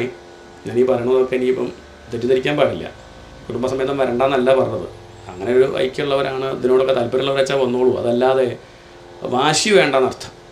ഇവിടെ മേൽപ്പത്തൂരിനൊപ്പം തോന്നുകയാണ് ഇത്ര സുലഭമായിട്ട് ഈ വസ്തു ഇവിടെ ഇരിക്കുന്ന സമയത്ത് കഷ്ടം. തനു പറഞ്ഞ ശരീരം, തന്നുവ എന്ന് പറഞ്ഞ ശരീരം കൊണ്ട്, വാച ശരീരം കൊണ്ടും വാക്കുകൊണ്ടും, ധിയ ബുദ്ധി കൊണ്ട് അല്ലെങ്കിൽ മനസ്സുകൊണ്ട്, വാ ഭജതി എന്തിനൊക്കെയോ ഭജിക്കുക. ഗുരുവായൂരപ്പനെ ഒഴിച്ചിട്ട് പലതിനെയും ഭജിക്കുക. ഭജിക്കുക പറഞ്ഞ അർത്ഥം ചിന്തിക്കുക എന്നർത്ഥം. ഭജിക്കാത്ത ആരും ലോകത്തില്ല. ഉണ്ടോ? ഉണ്ടോ? സേവിക്കാത്ത ആരെങ്കിലും ഈ ലോകത്തുണ്ടോ? ഗുരുവായൂരപ്പനെ സേവിക്കില്ല എന്നേ ഉള്ളൂ. മറ്റ് പലതും സേവിക്കുക തന്നെയാണ്. മറ്റ് പലതിനോടും ആസക്തി ഉണ്ട്. ആ ആസക്തി ആരോടില്ല? ഭഗവാനോട് ലേശം പോലും തോന്നുന്നില്ലല്ലോ. ഇവിടെയാണ് എന്ത് ഇരിക്കുന്നത്, സന്തോഷം ഇരിക്കുന്നത് ഇവിടെയാണ്. പക്ഷെ അതെവിടേക്ക് വരുന്നില്ല. എന്തപ്പോൾ അതങ്ങനെ? ഇത്രയും സമാധാനമുള്ളൊരു വിഷയം ഉണ്ടായിട്ട് എന്തുകൊണ്ട് ഇത് എല്ലാവർക്കും തോന്നുന്നില്ല? അവരെ പറ്റി എന്താ പറയുക? ഇത്ര സുലഭമായിട്ട് ഈ വസ്തു ഇവിടെ ഉണ്ടായിട്ട് അവിടേക്ക് തിരിഞ്ഞു നോക്കാതെ വെറുതെ അമൃത് കൊടുക്കുമ്പോൾ വാങ്ങണില്ല. എന്താണ്? ഒരു ഫീസും വാങ്ങണില്ല, വെറുതെ കൊടുക്കുക അമൃത്. അത് കുടിക്കില്ല. എന്നിട്ടോ വിഷം വില കൊടുത്ത് വാങ്ങുക. എന്താ ചെയ്യുക? ഇതാണ് ലോകത്തിൻ്റെ ഒരു സ്വഭാവം. വിഷം വില കൊടുത്ത് വാങ്ങിക്കഴിക്കുക, വെറുതെ കൊടുത്താൽ അമൃത് കുടിക്കുന്നില്ല. എന്നാണ് ദുർലഭ്യ വസ്തുന്യപി സുലഭതയാ ഹസ്തലബ്ധേ യദന്യത്തന്വാ വാചാ ധിയാ വാ ഭജതി ബതജന. അവരെന്താ വിളിക്കേണ്ടത്? ആ ജനങ്ങളെ പുച്ഛിക്കാൻ വയ്യ. കാരണം വിനയമുള്ളതുകൊണ്ട് അവരെ കുറ്റം പറയാൻ വയ്യ. അവർ ഭാവികളാവെന്നും പറയാൻ വയ്യ. അവരെ പറ്റി പറയണത് ക്ഷുദ്രതൈവ സ്ഫുടേയം. അവരെ ക്ഷുദ്രത എന്ന് പറയാം, ഹൃദയത്തിൻ്റെ വലുപ്പക്കുറവ്. അപ്പം ഗുരുവായൂരപ്പൻ ചോദിച്ചിട്ടുണ്ടാവും, പട്ടേരി താൻ ഇപ്പോൾ 27 വയസ്സ് വരെ എവിടെയായിരുന്നു? എന്താണ്? അവിടെയാണ് നേരത്തെ ചോദ്യം. താൻ ഇങ്ങനെ അവരെയൊക്കെ ഇങ്ങനെ കുറ്റം പറയാൻ താൻ എവിടെയായിരുന്നു അത്രയും കാലം? അപ്പോൾ വാക്യാർത്ഥ ഹൗസിലൊക്കെ പോയിട്ട് ഇങ്ങനെ തൻ്റെ പാണ്ഡിത്യം പ്രകടിപ്പിക്കുക, അങ്ങനെ പല വൃത്തത്തിൽ ശ്ലോകം എഴുതുക, അതിലൊക്കെ ഭ്രമിക്കുക, താനൊരു കേമനാന്ന് വിചാരിക്കുക, വട്ടും വളിയും വാങ്ങി നടക്കില്ലായിരുന്നു. അതല്ലേ തൻ്റെ പ്രകൃതം. ഇപ്പം വാതരോഗം വന്നപ്പോഴല്ലേ എൻ്റെ മുറ്റത്തെത്തിയത്? ഇതിൻ്റെ മുന്നേ എവിടെയായിരുന്നു? അല്ലേ? അതൊരു കാര്യമല്ലേ? മേൽപ്പത്തൂരിനെപ്പോഴല്ലേ തോന്നിയുള്ളൂ. അതുകൊണ്ടാണ് മേൽപ്പത്തൂർ ഉടനെ പറഞ്ഞു, അല്ല താവത് വയം തു. ശരിയാണ് ഗുരുവായൂരപ്പ, ഞാനും അങ്ങനെയൊക്കെ തന്നെയായിരുന്നു. അങ്ങയുടെ വില മനസ്സിലാക്കാൻ കുറച്ച് വൈകിട്ടൊന്നുമില്ലേ? 27 വയസ്സിൽ മനസ്സിലായില്ലേ? നമ്മൾ വെച്ച് നോക്കുമ്പോൾ അത്ര വൈകിട്ടൊന്നുമില്ല. പക്ഷേ കുറച്ച് വൈകി. താവത് വയം തു. പക്ഷെ ഞാൻ ഒന്ന് ഉറപ്പിച്ചു, എനിക്ക് അവരെ കുറ്റം പറയാനുള്ള അധികാരമുണ്ട്. എന്താ കാരണം വെച്ചാൽ ഞാൻ ഇനി എന്ത് ചെയ്യില്ല, ഇനി മേലാൽ ഞാൻ അങ്ങയെ വിട്ടു പോവില്ല. ഒരിക്കലും അങ്ങയുടെ വില ഞാൻ മറക്കില്ല. താവത് വയം തു. അടുത്ത പദം നല്ല പദമാണ്, സ്ഥിരതര മനസ. ഇനി എന്ത് തന്നെ വന്നാലും ജീവിതത്തിൽ ആപത്തുകൾ ഇങ്ങനെ പടിപടിയായിട്ട് കയറി വരും, പ്രശ്നങ്ങൾ അങ്ങനെ വന്നുകൊണ്ടിരിക്കും. വരുമ്പോൾ നമ്മളെന്ത് ചെയ്യും? ഇയാളാണോ പ്രശ്നക്കാരൻ, അടുത്ത് മാറ്റിയ നേരെയാവും. കൃഷ്ണനെ കൊണ്ടുവച്ച് അന്ന് മുതൽ തുടങ്ങിയിട്ടുണ്ട് പ്രശ്നങ്ങൾ, ഇന്ന് അടുത്ത് അങ്ങോട്ട് മാറ്റി. ചില അങ്ങനെ വിചാരിക്കും. ഇന്നാളിപ്പോൾ ഒരമ്മ പറഞ്ഞു, ഭാഗവതം വായിക്കാൻ തുടങ്ങിയതിന് ശേഷം തിരുമേനി ബുദ്ധിമുട്ടുകൾ എങ്ങനെ ഉണ്ടായത് പറഞ്ഞതുള്ള കാര്യമാണ്. അപ്പം അതിന് മുന്നെയോ അതുകൊണ്ട് അങ്ങോട്ട് ഒഴിവാക്കാന്നാണ് വിചാരിക്കുന്നത്. നമ്മൾ നന്നായി, അല്ലാപ്പം എന്താ വിചാരിക്കും. അതൊക്കെ ഇഷ്ടം പോലെ ചെയ്യാം, വളരെ സന്തോഷം, അത്രയേ ഉള്ളൂ. ബുദ്ധിക്ക് തെളിച്ചല്ലെങ്കിൽ നിവൃത്തില്ല. അപ്പം അതുകൊണ്ട് മേൽപ്പത്തൂർ പറയാണ്, ഇനി ഞാൻ എൻ്റെ ജീവിതത്തിൽ എന്ത് വന്നാലും മേൽപ്പത്തൂർ അവിടെ നിൽക്കട്ടെ. മേൽപ്പത്തൂരിൻ്റെ കാര്യം, പൂന്താനത്തിൽ ഉണ്ണി മരിച്ചു പോയില്ലേ? എന്നിട്ട് എന്തേ പൂന്താനം ചെയ്തു? ഭാഗവതം കത്തിച്ചു. എന്താ ചെയ്തു? ഉണ്ണികൃഷ്ണൻ മനസ്സിൽ കളിക്കുമ്പോൾ ഉണ്ണികൾ മറ്റു വേണമോ മക്കളായി എന്ന് പറഞ്ഞത്. നമ്മളാച്ചാലോ ജോത്സ്യൻ്റെ അടുത്തേക്ക് പോകും അല്ലേ? എന്തപ്പം ഇങ്ങനെ വരാൻ? അത്രയേ ഉള്ളൂ.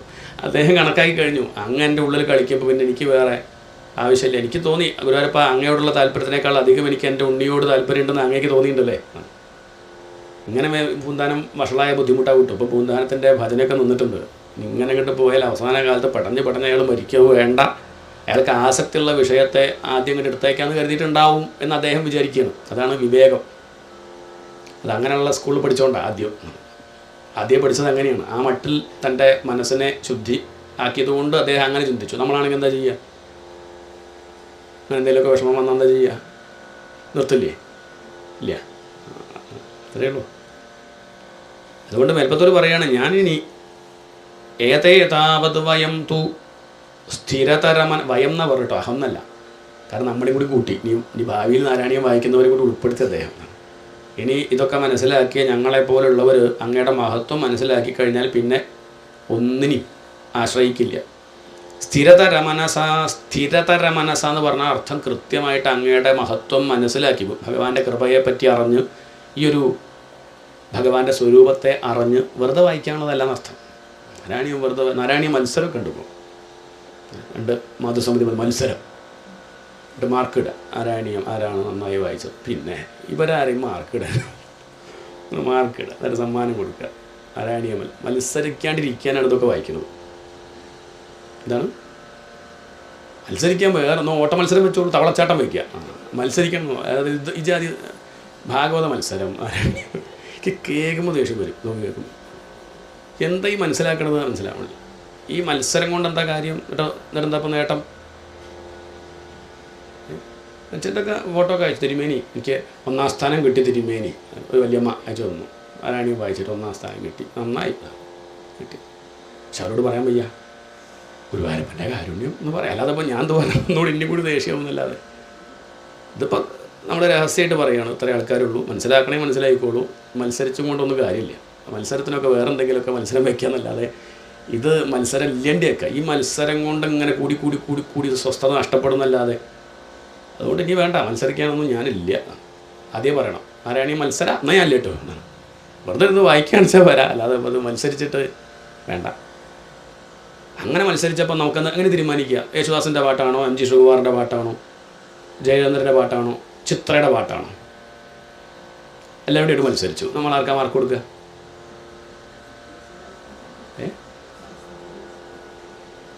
അത് ഓരോരുത്തരും ഓരോന്നാ പറയുക, അത്രയും. അവനവൻ്റെ ഇഷ്ടം പോലത്തെ നമുക്ക് മനസ്സിലാക്കാൻ പറ്റൊന്നുമില്ല. അവനവൻ്റെ താല്പര്യം ഓരോന്നും ഓരോ കഴിവ്, ഓരോ ശൈലിയാണ്. നമ്മൾ ഈ മത്സരിക്കാൻ നിൽക്കേണ്ട കാര്യമില്ല എന്നർത്ഥം. അതാണ് ഇവിടെ മേൽപ്പത്തൂർ പറയണത്. ഞാൻ ഇപ്പോൾ സ്ഥിരതര മനസാ വിശ്വപീഡാപഹത്യൈ. ഞാനിനി മനസ്സിനെ ഉറപ്പിച്ച് എന്തിനാപ്പം ഭഗവാനെ ഭജിക്കണത്? തൻ്റെ വാദരോഗം മാറാനാണോ? അങ്ങനെ പറയണില്ല ഇവിടെ. അത് പറയണില്ല. ഇവിടെ എന്താ പറഞ്ഞത്? വിശ്വപീഡാപഹത്യൈ. എൻ്റെ പീഡയല്ല, ലോകത്തിൽ ഇതുപോലെ വേദനിക്കുന്ന പലരും ഉണ്ടാവും. അവരുടെയൊക്കെ വേദന തീരട്ടെ. വേദന തീരണം എന്നുള്ളവരുടെ വേദന തീരുള്ളൂ കേട്ടോ. എന്താണ്? ആദ്യം വേദന ഉണ്ട് തിരിച്ചറിയണം. എന്താണ്? താപ്പം കുറച്ച് വിഷമിക്കുന്നുണ്ടെന്ന് ചേട്ടൻ അതന്നെ അറിഞ്ഞിട്ടില്ല.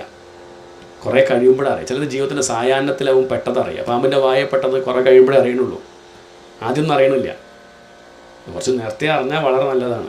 ഈ വക ശാസ്ത്രം നമ്മളെ കുറച്ച് നേരത്തെ അറിയിക്കുകയാണ്, പ്രിപ്പറേഷനാണ്. അപ്പോൾ നമുക്ക് ഒരുങ്ങാൻ പറ്റും. ഒരുങ്ങണത് എപ്പോഴും നല്ലതല്ലേ? എന്താ അഭിപ്രായം?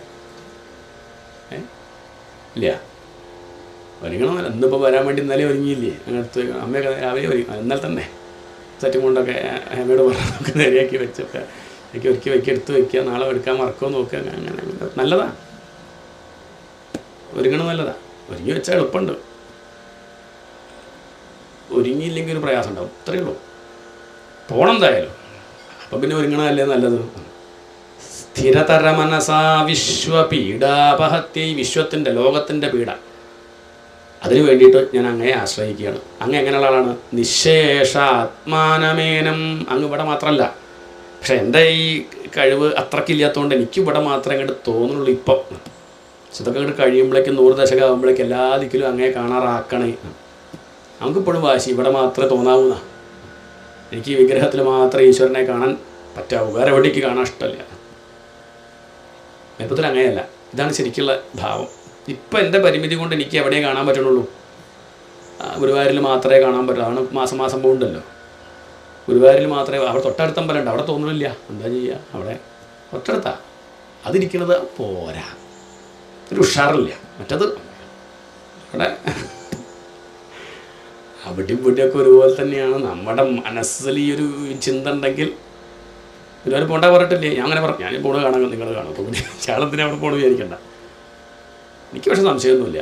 ഒരു സമയം കാര്യമായിട്ട് പറയേണ്ടി, അവിടുത്തെ വരുമ്പുറപ്പനും ഗുരുവായൂരപ്പനും അങ്ങനെ വ്യത്യാസമൊന്നും തോന്നിയിട്ടില്ല, ഇതുവരെ തോന്നിയിട്ടില്ല. ഇനി തോന്നരുതേ എന്നുള്ള പ്രാർത്ഥനയാണ് ഇപ്പോഴും. ഇനി അത് മാത്രമല്ല, ഇനി ഇവിടെയുള്ള എല്ലാവരും നിങ്ങളൊക്കെ ഗുരുവായൂരപ്പന്മാരായിട്ട് തോന്നണേ, അത്രയേ ഉള്ളൂ. എനിക്ക് അത് തോന്നുന്നില്ല. ചിലപ്പോൾ അങ്ങനെ അതും കൂടി ഒന്ന് തോന്നി കിട്ടിയാൽ നന്നായി എന്നുള്ള അഭിപ്രായമാണ്. അത്രയേ ഉള്ളൂ. അത്രയ്ക്ക് എത്തിയിട്ടില്ല. ചില വർത്തമാനം കേൾക്കുമ്പോൾ നമുക്ക് അങ്ങോട്ട് ഉള്ളിൽ ശ്രമിക്കും, ഗുരുവായൂരപ്പൻ തന്നെയാണെന്ന് വിചാരിച്ച് അങ്ങോട്ട് അടക്കണം. അതും കൂടി ഒന്ന് ഈ ഒരു പ്രശ്നം ഇല്ലാണ്ട് അതും ഭഗവാനാണ് ഒന്ന് ആക്കിത്തരണം എന്നുള്ള പ്രാർത്ഥനയാണ്. വിശ്വപീഡാപഹത്യൈ നിശേഷാത്മാനമേനം. ഗുരുപവനപുരാധീശം ഏവ. ഏവ പറഞ്ഞാൽ മാത്രം. ഇനി ഞാൻ ഒന്നിൻ്റെ പിന്നാലെ പോവില്ല, പണത്തിൻ്റെ പിന്നാലെ പോവില്ല, പ്രശസ്തിയുടെ പിന്നാലെ പോവില്ല, എനിക്ക് ആളാവാൻ താല്പര്യമില്ല. ഇതുവരെ ഉണ്ടായിരുന്നു, ഇപ്പത്തൊരു ഇതൊക്കെ നമ്മളെക്കാൾ ഉണ്ടായിരുന്നു കൂട്ടിക്കോളും. ഇപ്പം നീ ഇല്ല, നിർത്തി. ഇനി ആ വക ഏർപ്പാടൊക്കെ നിർത്തി ഞാനൊരു ഭാഗത്ത് മിണ്ടാണ്ടിരിക്കും, ഒരു കേമത്വം ആരോടും പറയില്ല. ആരെ മാത്രമേ ആശ്രയിക്കുള്ളൂ? ഗുരുപവനപുരാധീശം ഏവ ആശ്രയാമ. ഇനി ഭഗവാനെ മാത്രമേ ഞാൻ ആശ്രയിക്കുള്ളൂ. സത്വം യത്തത്പരാഭ്യാം. ഞാൻ ഭഗവാന്റെ രൂപം പറഞ്ഞിരിക്കുകയാണ്. അങ്ങയ്ക്കൊരു കുറവുമില്ല, അങ്ങയെ ആശ്രയിച്ചാൽ ഒരിക്കലും വീഴ്ച പറ്റില്ല. എന്താ വീഴ്ച പറ്റില്ല പറയാൻ കാരണം? സത്വം യത്തത്പരാഭ്യാം അപരികലനതോ നിർമ്മലം തേന താവത് ഭൂതൈഹി ഭൂതേന്ദ്രിയൈസ്തേവ പുരിതി ബഹുശഃ ശ്രൂയതേ വ്യാസവാക്യം. അങ്ങേക്ക് മറ്റുള്ള തമോ ഗുണവും രജോ ഗുണവും ഇല്ല, അതിൻ്റെ ചേർച്ചയില്ല. അങ്ങ് ശുദ്ധ സത്വസ്വരൂപമാണ്. അതുകൊണ്ട് തന്നെ അങ്ങയെ ആശ്രയിച്ചാൽ ശാന്തി മാത്രമേ ഉണ്ടാവുള്ളൂ, ദുഃഖം ഉണ്ടാവില്ല, ദുഃഖത്തിൻ്റെ ലേശം പോലും ഉണ്ടാവില്ല. തത് സ്വച്ഛത്വാദിതച്ഛാദിതപരസുഖചിത് ഗർഭനിർഭാസരൂപം തസ്മിൻ ധന്യാരമന്തേ. അങ്ങയുടെ ആ ഒരു രൂപത്തിൽ രമിക്കുന്നവൻ ധന്യന്മാർ. നാരായണീയം കേട്ട് ആസ്വദിക്കാൻ സാധിക്കുന്നവർ എല്ലാവർക്കും പറ്റുമോ? എല്ലാവർക്കും പറ്റില്ല. ആസ്വദിക്കാൻ സാധിക്കുന്നവർ ഭക്തന്മാർ, അവർ ഭാഗ്യവാന്മാർ. ധന്യാരമന്തേ ശ്രുതിമതി മധുരേ സുഗ്രഹേ വിഗ്രഹേതേ. ഇത് രസികാഭുവി ഭാവുകാഹ എന്നുള്ള ശ്ലോകത്തിൻ്റെ അത് ഇവിടെ അടങ്ങിയിട്ടുണ്ട്. അല്ലയോ ഭൂമിയിലുള്ള ഭാഗ്യവാന്മാരെ, ശുദ്ധ ഹൃദയമുള്ളവരെ, നിങ്ങൾ ഈ ഭാഗവതം കേൾക്കൂ എന്ന് ഭാഗവതത്തിൽ കാണാം. അതുതന്നെയാണ് ഇവിടെ മേൽപ്പത്തൂർ പറഞ്ഞത്. ഈയൊരു ശ്രുതിമധുരം മതിമധുരമായിട്ട് ഈയൊരു ഭഗവാനെ കാണണമെങ്കിൽ അവർ ഭാഗ്യവാന്മാരായിരിക്കണം എന്ന് പറഞ്ഞ അർത്ഥം. ഭഗവാന്റെ കാരുണ്യം അത്രയ്ക്ക് ഉണ്ടെങ്കിൽ മാത്രമേ അങ്ങയുടെ ഈ ഒരു മഹത്വം മനസ്സിലാക്കാൻ സാധിക്കുള്ളൂ എന്ന് താല്പര്യം. നിഷ്കമ്പേ നിത്യപൂർണേ നിരവധി പരമാനന്ദ പീയൂഷരൂപേ. അങ്ങ് നിഷ്കമ്പനാണ് എന്ന് പറഞ്ഞാൽ ഇളകാത്തവൻ. ബാക്കിയുള്ളവരൊക്കെ ഇളകുന്നവനാണ്. നമ്മളിപ്പോൾ ആശ്രയിച്ചവരൊക്കെ ഇളകുന്നവരെയാണ്. നമ്മൾ അവരെ ഇളക്കും, നമ്മളും വീഴും, അല്ലാതെ അതാണ്. അതുകൊണ്ട് ച്യുതിയില്ലാത്തവൻ അച്യുതൻ പറഞ്ഞാൽ ച്യുതിയില്ലാത്തവൻ, അത് ഭഗവാൻ മാത്രമാണ്. അങ്ങേക്ക് ഇളക്കല്ല, അതുകൊണ്ട് ധൈര്യമായിട്ട് പിടിക്കാം, വീഴില്ല എന്നർത്ഥം. ബാക്കിയുള്ളവരൊന്നും പിടിക്കേണ്ട പറഞ്ഞിട്ടില്ല, പിടിച്ചോളൂ, പക്ഷെ വീഴുന്ന് അറിഞ്ഞുകൊണ്ട് പിടിച്ചോളൂ. എന്താണ്? അവർ വീഴും എന്നറിയാം, അറിഞ്ഞുകൊണ്ട് പിടിക്കണ കുഴപ്പമില്ല, വീഴുന്ന് അറിഞ്ഞുകൊണ്ട് തന്നെയാണ്. ഇപ്പോൾ രണ്ട് കൈ ഉണ്ടല്ലോ, ഒരു കൈ കൊണ്ട് വീഴാത്തവനും പിടിച്ചു, ഒരു കൈ കൊണ്ട്, അപ്പോൾ പേടിക്കാനില്ല. അതൊക്കെ വീഴുന്ന അറിയണം. പക്ഷിയൊക്കെ ഇരിക്കുന്ന കണ്ടില്ലേ, കൊമ്പ് പോയിരിക്കും, ഉണങ്ങിയ കൊമ്പിലൊക്കെ ആര് പോയിരിക്കും? പക്ഷി അങ്ങോട്ട് ഇരിക്കും, കൊമ്പങ്ങോട്ട് പൊട്ടിയ പക്ഷി വീണ് പോകുന്നില്ല, അതിൻ്റെ ബലം ചിറകാണ്, അത് പറന്നങ്ങോട്ട് പോകും. ഇതുപോലെ നമുക്കൊരു ബലം ഉണ്ടെങ്കിൽ, അതാണ് അതുണ്ടെങ്കിൽ ബാക്കിയുള്ളത് വേണ്ടാന്ന് പറയണ്ട, പണം വേണ്ട പറയണ്ടെന്നർത്ഥം. ബന്ധുക്കളിരിക്കുമ്പോൾ വേണ്ട പോണമെന്നൊന്നും പറയരുത്. ഭാര്യ എനിക്ക് കണ്ടുകൂടാ പോ അങ്ങനെ പറയണ്ട, ഒക്കെ അവിടെ ഇരിക്കട്ടെ. ഭാര്യ വേണം, മക്കൾ വേണം, അച്ഛനമ്മ വേണം, ബന്ധുക്കൾ വേണം, പണം വേണം, വീട് വേണം, ഒന്നും വേണ്ട പറയണ്ട. പക്ഷെ അറിയണം എന്ത്? നാളെ എന്ന് പറഞ്ഞ അർത്ഥം നാളെ നല്ല, അത് കുറച്ച് കഴിഞ്ഞാൽ. നാളിപ്പോൾ ആരോ പറഞ്ഞു വീട്ടിലെ, ഞാനൊരു അവസാന കാലത്ത് വെള്ളം കുടിക്കാൻ ബുദ്ധിമുട്ടുമ്പോൾ ഒരാളുണ്ടാവും കരുതി ഇപ്പം കഴിച്ചതാണ്, എന്നിട്ട് ഇപ്പം എന്ത് പറ്റി? അപ്പം അതിന് വെള്ളം കൊടുക്കേണ്ട അവസ്ഥ. ഓ സങ്കടം, അത് വയ്യ, 12 കൊല്ലമായിട്ട് കിടപ്പില്ല, അപ്പം അതിന് നോക്കേണ്ട അവസ്ഥ. നോക്കണേ, സ്വാസ്ഥ്യതയുടെ ഒരു അങ്ങേയറ്റം കാണുകയാണ്, ആ അവസ്ഥയായി എന്നർത്ഥം. അപ്പം നമുക്കത് പറയാൻ പറ്റില്ല, ആരെന്താ എങ്ങനെയാണെന്നും പറയാൻ പറ്റില്ല. അപ്പം അതുകൊണ്ട് അത്രയേ ഉള്ളൂ എന്നർത്ഥം. നിഷ്കമ്പേ ഭഗവാൻ ഇളക്കല്ല. നിത്യപൂർണേ അങ്ങ് പൂർണ്ണനാണ്. നിരവധി പരമാനന്ദ പീയൂഷരൂപേ. അവധിയില്ല. നിരവധി പറഞ്ഞാൽ ധാരാളം എന്നർത്ഥമല്ല. മലയാളത്തിൽ നിരവധി പേര് വന്നില്ല, അതല്ല. അവധിയില്ല. അവധി പറഞ്ഞാൽ അവസാനം. അങ്ങക്ക് അവസാനം ഉണ്ടോ? നമുക്കൊക്കെ അവസാനം ഇല്ലേ? നമുക്കൊരു എക്സ്പയറി ഡേറ്റ് ഉണ്ട്, അത് അറിയാത്തതുകൊണ്ടാണ്. കുറച്ച് കഴിഞ്ഞാൽ നിൽക്കും, ഡെത്ത് ഡേറ്റ്, അത് നമുക്കറിയില്ല. ആ ധൈര്യത്തിലാണ് ഇങ്ങനെ ചിരിച്ച് നിൽക്കുന്നത്. വലിയ പ്രശ്നമൊന്നുമില്ല, നല്ല സന്തോഷമായിട്ട് നിൽക്കാൻ കാരണം എന്താ വെച്ചാൽ അത് അറിയാത്തതുകൊണ്ടാണ്. അതിപ്പോൾ അറിഞ്ഞു വിചാരിക്കുക, 2000 പറയുന്നില്ല, അതങ്ങോട്ട് പറഞ്ഞു വിചാരിക്കുക, പിന്നെ തുടങ്ങി. അല്ലേ നമ്മൾ പരീക്ഷത്തിനെ പോലെയൊക്കെ ആവണം, എന്നാലും പേടിക്കാല്ലേ. നമുക്കങ്ങനെ നമുക്കെന്തൊക്കെ മോഹങ്ങളുണ്ട്, നമുക്കങ്ങനെ എണ്ണി വെച്ചതാണ് ഓരോ കാര്യങ്ങൾ. വന്നു പോകണം, കഴിഞ്ഞ് വിഷു ഒന്നും വന്നില്ലല്ലോ, തിരുവാതിരയൊന്നും കുംഭമാസത്തിലാണല്ലോ നമ്മുടെ ഒക്കെ പറഞ്ഞിരിക്കുകയാണ്. അടുത്ത പിറന്നാളുണ്ട്, ഇനി ഓരോണ്ട് പോകാണ്ട്, ഒരാൾ ഉപനയനുണ്ട്, അത് വർത്തപ്പേര് കഴിക്കണം, പല്ലൊന്നുമില്ല, എന്നാലും അങ്ങനെയൊക്കെ പടപ്രഥമൻ കഴിക്കണം. ഈ ശ്രാദ്ധയാലും തിരക്കടില്ല, കഴിക്കാറ്, അടപ്രഥമൻ കഴിക്കാറ്, ഇങ്ങനെ ആഗ്രഹിച്ച് കഴിയണം. അപ്പോഴും അത്രമാത്രം ഇരിക്കുന്ന നേരത്തും ഉച്ചരിച്ചിടുന്നതില്ല തിരുനാമം എന്ന് പറഞ്ഞ അർത്ഥം നാമം ജപിക്കുന്നില്ല എന്ന് മാത്രമല്ല കേട്ടോ, നമ്മൾ അത്രേ ധരിച്ചിട്ടുള്ളൂ. ഈ വക ചിന്ത വരുന്നില്ല എന്ന് ചില നാമൊക്കെ അങ്ങനെ ജപിക്കാറുണ്ട്, പക്ഷേ ഈ വക ചിന്തയൊന്നും ഉണ്ടാവില്ല. അവർ ഭൗതിക നേട്ടത്തിന് ജപിക്കാന്നേ ഉള്ളൂ. ഈ ലോകത്ത് ഈ കാഴ്ച കണ്ടതൊക്കെ മടുത്തു വയ്യട്ടു എന്ന് തോന്നണ്ടേ? അതിപ്പോഴും തോന്നുന്നു. 98 വയസ്സായി എന്നിട്ടും തോന്നണില്ല. അവിടെ വിഷമം. ഇത്രയൊക്കെ അനുഭവിച്ചിട്ടും വിരക്തി വരണില്ലല്ലോ. ലേശം പോലും ആധ്യാത്മിക വിഷയങ്ങളോട് താല്പര്യം തോന്നുന്നില്ലല്ലോ എന്നാണ്. നിരവധി പരമാനന്ദ പീയൂഷരൂപേ, അങ്ങ് പരമാനന്ദത്തിൻ്റെ പീയൂഷം എന്ന് പറഞ്ഞാൽ അമൃതം, ആനന്ദാമൃതം ആണ്. നിർലീന അനേകമുക്താവലി സുഭഗതമേ നിർമ്മല ബ്രഹ്മസിന്ധവും. അതങ്ങോട്ട് മനസ്സ് കണ്ടാൽ മതി. ഒരു ബ്രഹ്മം ഒരു കടലായിട്ട് കാണുകയാണ്. എന്താണ്? ആനന്ദക്കടൽ. ബ്രഹ്മം എന്ന് പറഞ്ഞാൽ ആനന്ദം. ആനന്ദക്കടലൊന്ന് മനസ്സിൽ ഭാവന ചെയ്യുക. ശാന്തമായൊരു കടൽ, ആനന്ദം, വേറെ ഒന്നുമില്ല, ശാന്തി മാത്രം, ആനന്ദം മാത്രം. അങ്ങനെയുള്ള കടലിലൊരു തിരമാല ഇങ്ങോട്ട് ഉണ്ടായി. ആ തിരമാലയാണ് ആര്? ഇതാണ് കൃഷ്ണൻ. അതാണ് അങ്ങയുടെ അവതാരങ്ങൾ. തിരമാല ഇങ്ങോട്ട് വന്നാലോ നാമരൂപവും വന്നു, അല്ലേ കടൽ. തിരമാല വാസ്തവത്തിൽ ആരാ? കടലാണ്. തിരമാലയിലാണ് നമുക്ക് ശ്രദ്ധ. നമ്മൾ കടൽ നോക്കണില്ല, നമ്മൾ തിരമാല എന്ന് പറയണു. തിരമാല എവിടുന്നേ ഉണ്ടായി? കൃഷ്ണൻ എവിടുന്നേ ഉണ്ടായി? ബ്രഹ്മത്തിൽ നിന്ന്. എവിടുന്നേ ഉണ്ടായി? നമുക്ക് കൃഷ്ണനാണ് മുഖ്യം, ബ്രഹ്മം മുഖ്യമല്ല. കൃഷ്ണൻ കുറച്ച് കഴിഞ്ഞാൽ പോവുകയും ചെയ്യും, ഇല്ലേ? ഭാഗവത്തിൽ കൃഷ്ണൻ പോകുന്നുണ്ടല്ലോ ഒരു, ഇല്ലേ? ഇല്ല, വായിച്ചില്ലേ? ചില അതിൻ്റെ ചുവട്ടിൽ എഴുതി വെച്ചിട്ടുണ്ട് ബ്രാക്കറ്റിൽ, ഇവിടെ കരയുക. ആ ശ്ലോകം വായിക്കുമ്പോൾ തെറ്റി ഇങ്ങനെ വായിക്കുന്നിട്ട് ഇങ്ങനെ കരയും ചെയ്യും. അർത്ഥം മനസ്സിലാക്കിയിട്ടൊന്നുമല്ല, എന്തോ അങ്ങനെ എല്ലാവരും കരയുണ്ട്. രാവൊക്കെ മാറ്റി തൊണ്ടടറി ഇങ്ങനെ. അതിൻ്റെയൊന്നും ആവശ്യമില്ല, വരുമ്പം വന്നോട്ടെ വെച്ചാൽ മതി, കഷ്ടപ്പെടുന്നു വേണ്ട. അപ്പം അങ്ങനെ ഒരു സമ്പ്രദായം. കൃഷ്ണൻ വന്നാൽ പോവും. പക്ഷേ സത്യം പരം ധീമഹി എന്ന് ആരംഭിച്ച ഭാഗവതം കഴിയുമ്പോഴും എന്തേ പറഞ്ഞിട്ടുള്ളൂ? സത്യം പരം ധീമഹി. കൃഷ്ണനിൽ മാത്രം കണ്ട് കൊടുക്കണ്ടെന്നർത്ഥം. നല്ല തന്നെ, എവിടെയും കൊടുങ്ങാണ്ടിരിക്കാൻ കൃഷ്ണനിൽ ആദ്യം കൊടുക്കുക. കുറച്ച് കഴിഞ്ഞാൽ ആ കൃഷ്ണൻ തന്നെയാണ് ഇവിടെ മുഴുവൻ ഇരിക്കണമെന്ന് മനസ്സിലാക്കി മെല്ലെ അതിനെ അങ്ങോട്ട് വിട്ടോളുക. അതാ വേണ്ടത്. അതാണ് ഇവിടെ പറഞ്ഞത്. ബ്രഹ്മമാകുന്ന ആ കടലിൽ നിന്ന് പൊന്തി വന്ന തിരമാല. ആ വലിയ തിരമാലയാണെങ്കിൽ എന്താ ഗുണച്ചാൽ ചിലർ നമ്മൾ പുറത്തു നിന്നാലും നമ്മളെയും കൊണ്ടുപോകും, നമ്മൾ വേണ്ട വിചാരിച്ചാലും. അതാണ് കൃഷ്ണൻ്റെ പ്രത്യേകത. കൃഷ്ണനും രാമനൊക്കെ അങ്ങനെയാണ്. മറ്റുള്ള അവതാരങ്ങളാകും തിരമാലകൾക്ക് ഇത്രയ്ക്ക് ശക്തി ഉണ്ടോ ചോദിച്ചാൽ ഇല്ല, പറയാൻ വയ്യ. വാമനൊക്കെ കേമനാണ്, അല്ല പറയണില്ല. നരസിംഹമൊക്കെ പിന്നെയോ. പക്ഷേ കൃഷ്ണാവതാരത്തിൻ്റെ പ്രത്യേകത കുറേ പേരെ, വലിയൊരു തിരമാലയാണ്. ആ കരയ്ക്ക് നിന്നവരെ പോലും ആര് കൊണ്ടുപോയി? സുനാമിയൊക്കെ വന്നാൽ അങ്ങനെയാണ്. എത്രയോ ദൂരത്താണ് നിൽക്കണത്. പക്ഷെ എന്ത് ചെയ്യും? അതങ്ങോട്ട് വന്ന് നമ്മളെയും കൂടി കൂട്ടി കുടുംബസമേതമൊക്കെ കൊണ്ടുപോകും. അതാണ് കൃഷ്ണൻ്റെ പ്രത്യേകത. അത് വലിയൊരു കടലാണ്, വലിയൊരു തിരമാലയാണ്. അതങ്ങോട്ട് പൊന്തി വന്ന് കടലിൽ ഇറങ്ങണമെന്ന് വിചാരിക്കാത്തവനെ കൂടി അതിലേക്ക് കൊണ്ടുപോകും. അതാണ് നമ്മുടെയൊക്കെ ഗുണം. നമ്മളിപ്പം ബ്രഹ്മത്തെപ്പറ്റി കേൾക്കുന്നതും പഠിക്കുന്നതൊക്കെ ഭാഗവത്തിൽ ശ്രദ്ധിച്ചുകൊണ്ടല്ലേ, കൃഷ്ണനിൽ ശ്രദ്ധിച്ചുകൊണ്ടല്ലേ. നാരായണിയൊക്കെ വായിക്കുമ്പോൾ ഇങ്ങനെയുള്ള വിഷയങ്ങളും കേൾക്കണത്. അതാണ് ഇവിടെ പറഞ്ഞത്. നിർലീന അനേകമുക്താവലി സുഭഗതമേ നിർമ്മല ബ്രഹ്മസിന്ധൗ കല്ലോല്ലോല്ലാസതുല്യം ഖലു വിമലതരം സത്വമാഹു തദാത്മാ കസ്മാന്നോ നിഷ്കളസ്ത്വം സകള ഇതി വചസ്തത്കലാസ്വേവ ഭൂമൻ. അങ്ങ് നിഷ്കളനാണ്, അങ്ങ് നിർഗുണനാണ്. പിന്നെ അങ്ങ് കല എന്ന് പറയുന്നുണ്ടെങ്കിൽ അത് അങ്ങയുടെ അവതാരങ്ങൾക്ക് മാത്രം. അങ്ങ് നിർഗുണ പരബ്രഹ്മം. ഇനി അങ്ങ് ഗുണത്തോട് കൂടിയവെന്ന് പറഞ്ഞു വെച്ചാൽ അത് അങ്ങയുടെ അവതാരങ്ങൾക്ക് മാത്രമാണ്. നിർവ്യാപാരോപി. അങ്ങക്ക് ഒരു വ്യാപാരവും ഇല്ല. വ്യാപാരം എന്ന് പറഞ്ഞാൽ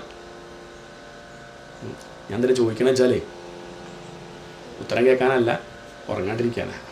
അത്രയും. കാരണം നാരായണീയം ഭാഗവതം പോലെയല്ല. നാരായണീയം ഭട്ടതിരിപ്പാട് രചിച്ചത് അതിപ്പോൾ ഇനി ആരെങ്കിലും ഭാവിയിൽ പ്രഭാഷണം ചെയ്ത് വെച്ചിട്ട് കഴിയിട്ടല്ല. അങ്ങനെയായിരുന്നെങ്കിൽ ശൈലി മാറ്റിയിരുന്നു. ഇതൊരു പഠനം പോലെ നമ്മൾ ശ്രദ്ധിച്ച് ശ്ലോകം നോക്കി പഠിക്കാൻ തയ്യാറായിട്ടൊരു ക്ലാസ് പോലെയാണ്. അത്രേ പറ്റുള്ളൂ. ക്ലാസ് എന്ന് പറഞ്ഞാൽ ആർക്കേ ഉള്ളൂ? ആർക്കാ? അത് പഠിക്കണം എന്നുള്ളവർക്ക് മാത്രമേ പറ്റുള്ളൂ. മറ്റത് അങ്ങനെയല്ല. ഭാഗവതം പ്രഭാഷണമൊക്കെ ഇപ്പം പോണ വഴിക്കൊക്കെ ഒരാൾക്ക് വന്ന് കയറിയിരിക്കാം. കാരണം അങ്ങനെയാണ് അതിൻ്റെ ഒരു രീതി. ക്ലാസ് പോലെ ഇല്ലല്ലോ. അങ്ങനെ വായിക്കുന്നു പറയും. ഇതങ്ങനെയല്ല. ഇത് ശ്ലോകം വായിച്ച് പറയുമ്പോൾ ശ്ലോകം പുസ്തകം നോക്കി അങ്ങനെ എന്താ മനസ്സിലാക്കണം എന്ന് ആഗ്രഹിക്കുന്നവർക്ക് മാത്രമേ ഇത് മനസ്സിലാവുള്ളൂ. അല്ലെങ്കിൽ ആ തയ്യാറെടുപ്പ് വേണമെന്നർത്ഥം. അല്ലെങ്കിൽ അത് വേണ്ടതുപോലെ ഉൾക്കൊള്ളാൻ പറ്റില്ല, കഠിനമായിട്ട് തോന്നും, മുഷിയും. അവസാനം മേൽപ്പത്തൂരെ നമ്മൾ ശപിക്കും, ഈ വിദ്വാൻ ഉണ്ടാക്കി വെച്ചോണ്ട് എന്തൊരു കഷ്ടമായി ഈശ്വരൻ, അങ്ങനെയും മാറും. അപ്പോൾ അതുകൊണ്ട് ശ്രദ്ധിക്കണം. തിരിച്ച് മറുപടിയും പറയണം. എന്താ ചോദിച്ചത്? വ്യാപാരം. എന്താ ഈ വ്യാപാരം എന്ന് പറഞ്ഞാൽ? ഇപ്പോൾ ഈ കേട്ടതൊക്കെ ഈ ശ്ലോകം വായിക്കുമ്പോൾ തോന്നണേ അർത്ഥം ഇത് കൃത്യമായിട്ട് നോക്കിയപ്പോൾ വനമാല നോക്കിയാൽ നമുക്കിപ്പോൾ നോക്കിയാൽ ഇതിപ്പം ഈ പറഞ്ഞ പോലെ മനസ്സിലാവുമോ? തിരുവുള്ളോവേ അങ്ങയുടെ തൃച്ചേവടികളിൽ എനിക്ക് ഉണ്ടാവുക. അത് നാടൻ ഭാഷ പറയണം, അത്രയേ ഉള്ളൂ. അപ്പോൾ അതുകൊണ്ട് ഇനിയിപ്പം ആ ഭാഗം വായിക്കുമ്പോൾ ഇത് ഓർമ്മ വരണം. നിർവ്യാപാരോപി വ്യാപാരം എന്ന് പറഞ്ഞാൽ ബിസിനസ് അല്ലേ? അല്ലേ പറയും വ്യാപാരം, കച്ചവടം. കച്ചവടം എന്ന് പറഞ്ഞാൽ കർമ്മം എന്നർത്ഥം. ഇവിടെ കർമ്മമൊക്കെ കച്ചവടമാണ്. നമ്മളെല്ലാ കർമ്മവും എന്താ? അങ്ങോട്ട് കൊടുത്താൽ അങ്ങോട്ട് കിട്ടണം അല്ലേ? അല്ലേ? ഇല്ല. ഞാൻ അവിടെ പോയപ്പോൾ എനിക്ക് ചായ ഒന്നുമില്ല, ഇവിടെ വന്നപ്പോൾ ഞാൻ ചായ കൊടുത്തിട്ടുണ്ടല്ലോ. കച്ചവടമാണ്, അത്രയേ ഉള്ളൂ. ഇതൊക്കെ ഒരു വ്യാപാരം. അപ്പോൾ വ്യാപാരം എന്നർത്ഥം. വ്യാപാരം എന്ന് പറഞ്ഞാൽ കർമ്മം. ഭഗവാന് വല്ല കർമ്മവും ഉണ്ടോ? ഒരു കർമ്മവും ഇല്ല. നിർവ്യാപാരോപി, ഒരു കർമ്മം ചെയ്യാത്തവനാണ് ഭഗവാൻ. അപ്പോൾ നമ്മൾ ചോദിക്കും, പിന്നെ ഇപ്പം ചെയ്യണതൊക്കെ ആരാ, ഇവിടെ എന്തൊക്കെ നടക്കുന്നുണ്ട്, അത് ഭഗവാൻ ചെയ്യണതാണെന്ന് ചോദിച്ചാൽ അല്ല, ഭഗവാന്റെ സാന്നിധ്യത്തിൽ നടക്കുകയാണ്. ഉദാഹരണം പറഞ്ഞാൽ മനസ്സിലാവും. വൈദ്യുതിയോട് ചോദിച്ചു നോക്കൂ, ഫാൻ കറക്കണത് താനല്ലേ ചോദിച്ചാൽ അദ്ദേഹം എന്താ പറയുക? വൈദ്യുതി പറയും ഞാനല്ലേ. ഫാന് പറയും വൈദ്യുതിയാണ്. ഭക്തന്മാർ പറയും ഭഗവാനാണ്. ഭഗവാൻ പറയും ഞാനല്ലേ. ഇത് പിന്നെ എങ്ങനെ നടക്കണു? ഭഗവാന്റെ സാന്നിധ്യത്തിൽ നടക്കുന്നു, വൈദ്യുതിയുടെ സാന്നിധ്യത്തിൽ നടക്കുകയാണ് അല്ലേ? ആണോ അല്ലേ? മനസ്സിലായില്ല? മനസ്സിലാവുന്നില്ല. നമ്മളിപ്പോൾ മിണ്ടണത് എന്തുകൊണ്ടാണ് ചോദിച്ചാൽ ഭഗവാന്റെ സാന്നിധ്യമുള്ളതുകൊണ്ടാണ്. നാവുള്ളതുകൊണ്ടല്ല. നാവുള്ളവർ മിണ്ടാറൊന്നുമില്ല, എല്ലാവരും മിണ്ടാറുണ്ട്. നാവുള്ള എല്ലാവരും മിണ്ടണം എന്നുള്ള ഇച്ഛ വേണം. ഇച്ഛ ഉള്ളതുകൊണ്ട് മാത്രം കാര്യമില്ല. അയാൾക്ക് ആ ശക്തിയായിട്ടൊന്നും നിൽക്കണ്ടേ? അല്ലെങ്കിൽ പറ്റുമോ? അതിൻ്റെ സാന്നിധ്യത്തിൽ നടക്കണു. പക്ഷേ നമ്മൾ ചെയ്യണ, ഞാൻ മിണ്ടി എന്നിട്ട് വേണ്ടാത്തതൊക്കെ പറഞ്ഞു നോക്കി തല്ല് കിട്ടി, ഞാൻ പറഞ്ഞാൽ അങ്ങനെ ഉണ്ടാവും. ഗുരുവായൂരപ്പ എന്നെ കൊണ്ട് പറയിപ്പിച്ചു, എങ്ങനെ ഉണ്ടാവും? ഇതപ്പം നമ്മൾ ചെയ്യണത്. ആ പറയണത് കുരുത്തക്കേടൊന്ന് കാണിച്ച് വാങ്ങി കൂട്ടിയാൽ ആരെ കുറ്റം പറയും? മൂക്കുത്തി വീണിട്ടേ ഭഗവാനെ പറയാണ്. മേപ്പോട്ട് നോക്കി കിടന്നാൽ അങ്ങനെ ഉണ്ടാവും. താഴത്ത് നോക്കി ശ്രദ്ധിച്ച് നടന്നാൽ എന്നാലും നാരായണീയം കേൾക്കാൻ വരുമ്പോൾ എനിക്കിങ്ങനെ ആ ജാതി വർത്തമാനം ആദ്യം നിർത്തുക. ആദ്യം വേണ്ടത് ഈശ്വരൻ്റെ പേരിലെങ്കിൽ ഇങ്ങനെയുള്ള ഈ കുശുമ്പ് നിർത്തുക, ഈ വക വർത്തമാനം നിർത്തുക. അതാണ് ആദ്യത്തെ നമ്മൾ പഠിക്കേണ്ട പാഠം. പിന്നെ നാരായണിയൊക്കെ പിന്നെ നോക്കാം. നടക്കട്ടെ, അല്ലെങ്കിൽ വേണ്ട. ഞാനിപ്പം ഇന്ന് വരണ വരെ വന്നാൽ വന്നു എന്ന് വിചാരിച്ചുള്ളൂ. ഇനിയിപ്പോൾ ശേഷം നടന്നാൽ നടന്നു, നടക്കണമെന്ന് വിചാരിക്കണ്ടില്ല എന്നല്ല. അത്ര കണ്ടു ചോരില്ലാത്ത ഉണ്ണിയാണോ? അതല്ല, നടന്നു നടന്നില്ല വേണ്ട, അത്ര തന്നെ. അല്ലാതെ ഇപ്പം എന്താ? ഒക്കെ ഭഗവാന്റെ സങ്കല്പം എന്താ വെച്ചാൽ നടക്കട്ടെ. ഞാനായിട്ടത് എന്ത് ചെയ്യണില്ല, ഞാനായിട്ടത് വികടാക്കാൻ നോക്കണില്ല, അത്രേ വേണ്ടൂ. ഭഗവാൻ വാസ്തവത്തിൽ ഒന്നും ചെയ്യണില്ല. അങ്ങനെയാണെന്ന് എന്താ കുഴപ്പമില്ല. ഇവിടെയുള്ള കുറ്റങ്ങൾക്കൊക്കെ ആരെ പറയണം? നമ്മളൊക്കെ പറയാറുണ്ടല്ലോ, അത് ഭഗവാനാണ് ഇങ്ങനെ ചെയ്തത് കണ്ടില്ലേ. ചിലർ വികലാംഗരായിട്ട് വരുന്നില്ലേ ജനിക്കുമ്പോൾ തന്നെ. ആ ഭഗവാന്റെ ഓരോ കളിയല്ലേ. ഇനിയിപ്പോൾ മേൽപ്പത്തൂർ അടുത്ത ശ്ലോകത്തിൽ അതാ പറയണത്. 7 കഷ്ടാതേ സൃഷ്ടിചേഷ്ട. എന്തൊരു കണ്ണിച്ചോറില്ലാത്ത മനുഷ്യനാണ് ഗുരുവായൂരപ്പ അങ്ങ്. അങ്ങയുടെ ഒരു സൃഷ്ടി കണ്ടില്ലേ. ഓരോരുത്തർ ഓരോ തരത്തിൽ അല്പബുദ്ധിയായും കൊണ്ട്, ചിലർക്ക് അതിബുദ്ധിയായും കൊണ്ട്, ചിലർക്ക് ഒന്നുമില്ല. അവർക്ക് എല്ലാ കാലം ദുരിത. നല്ല സ്വഭാവമാണ്, പക്ഷെ എന്താ ചെയ്യുക?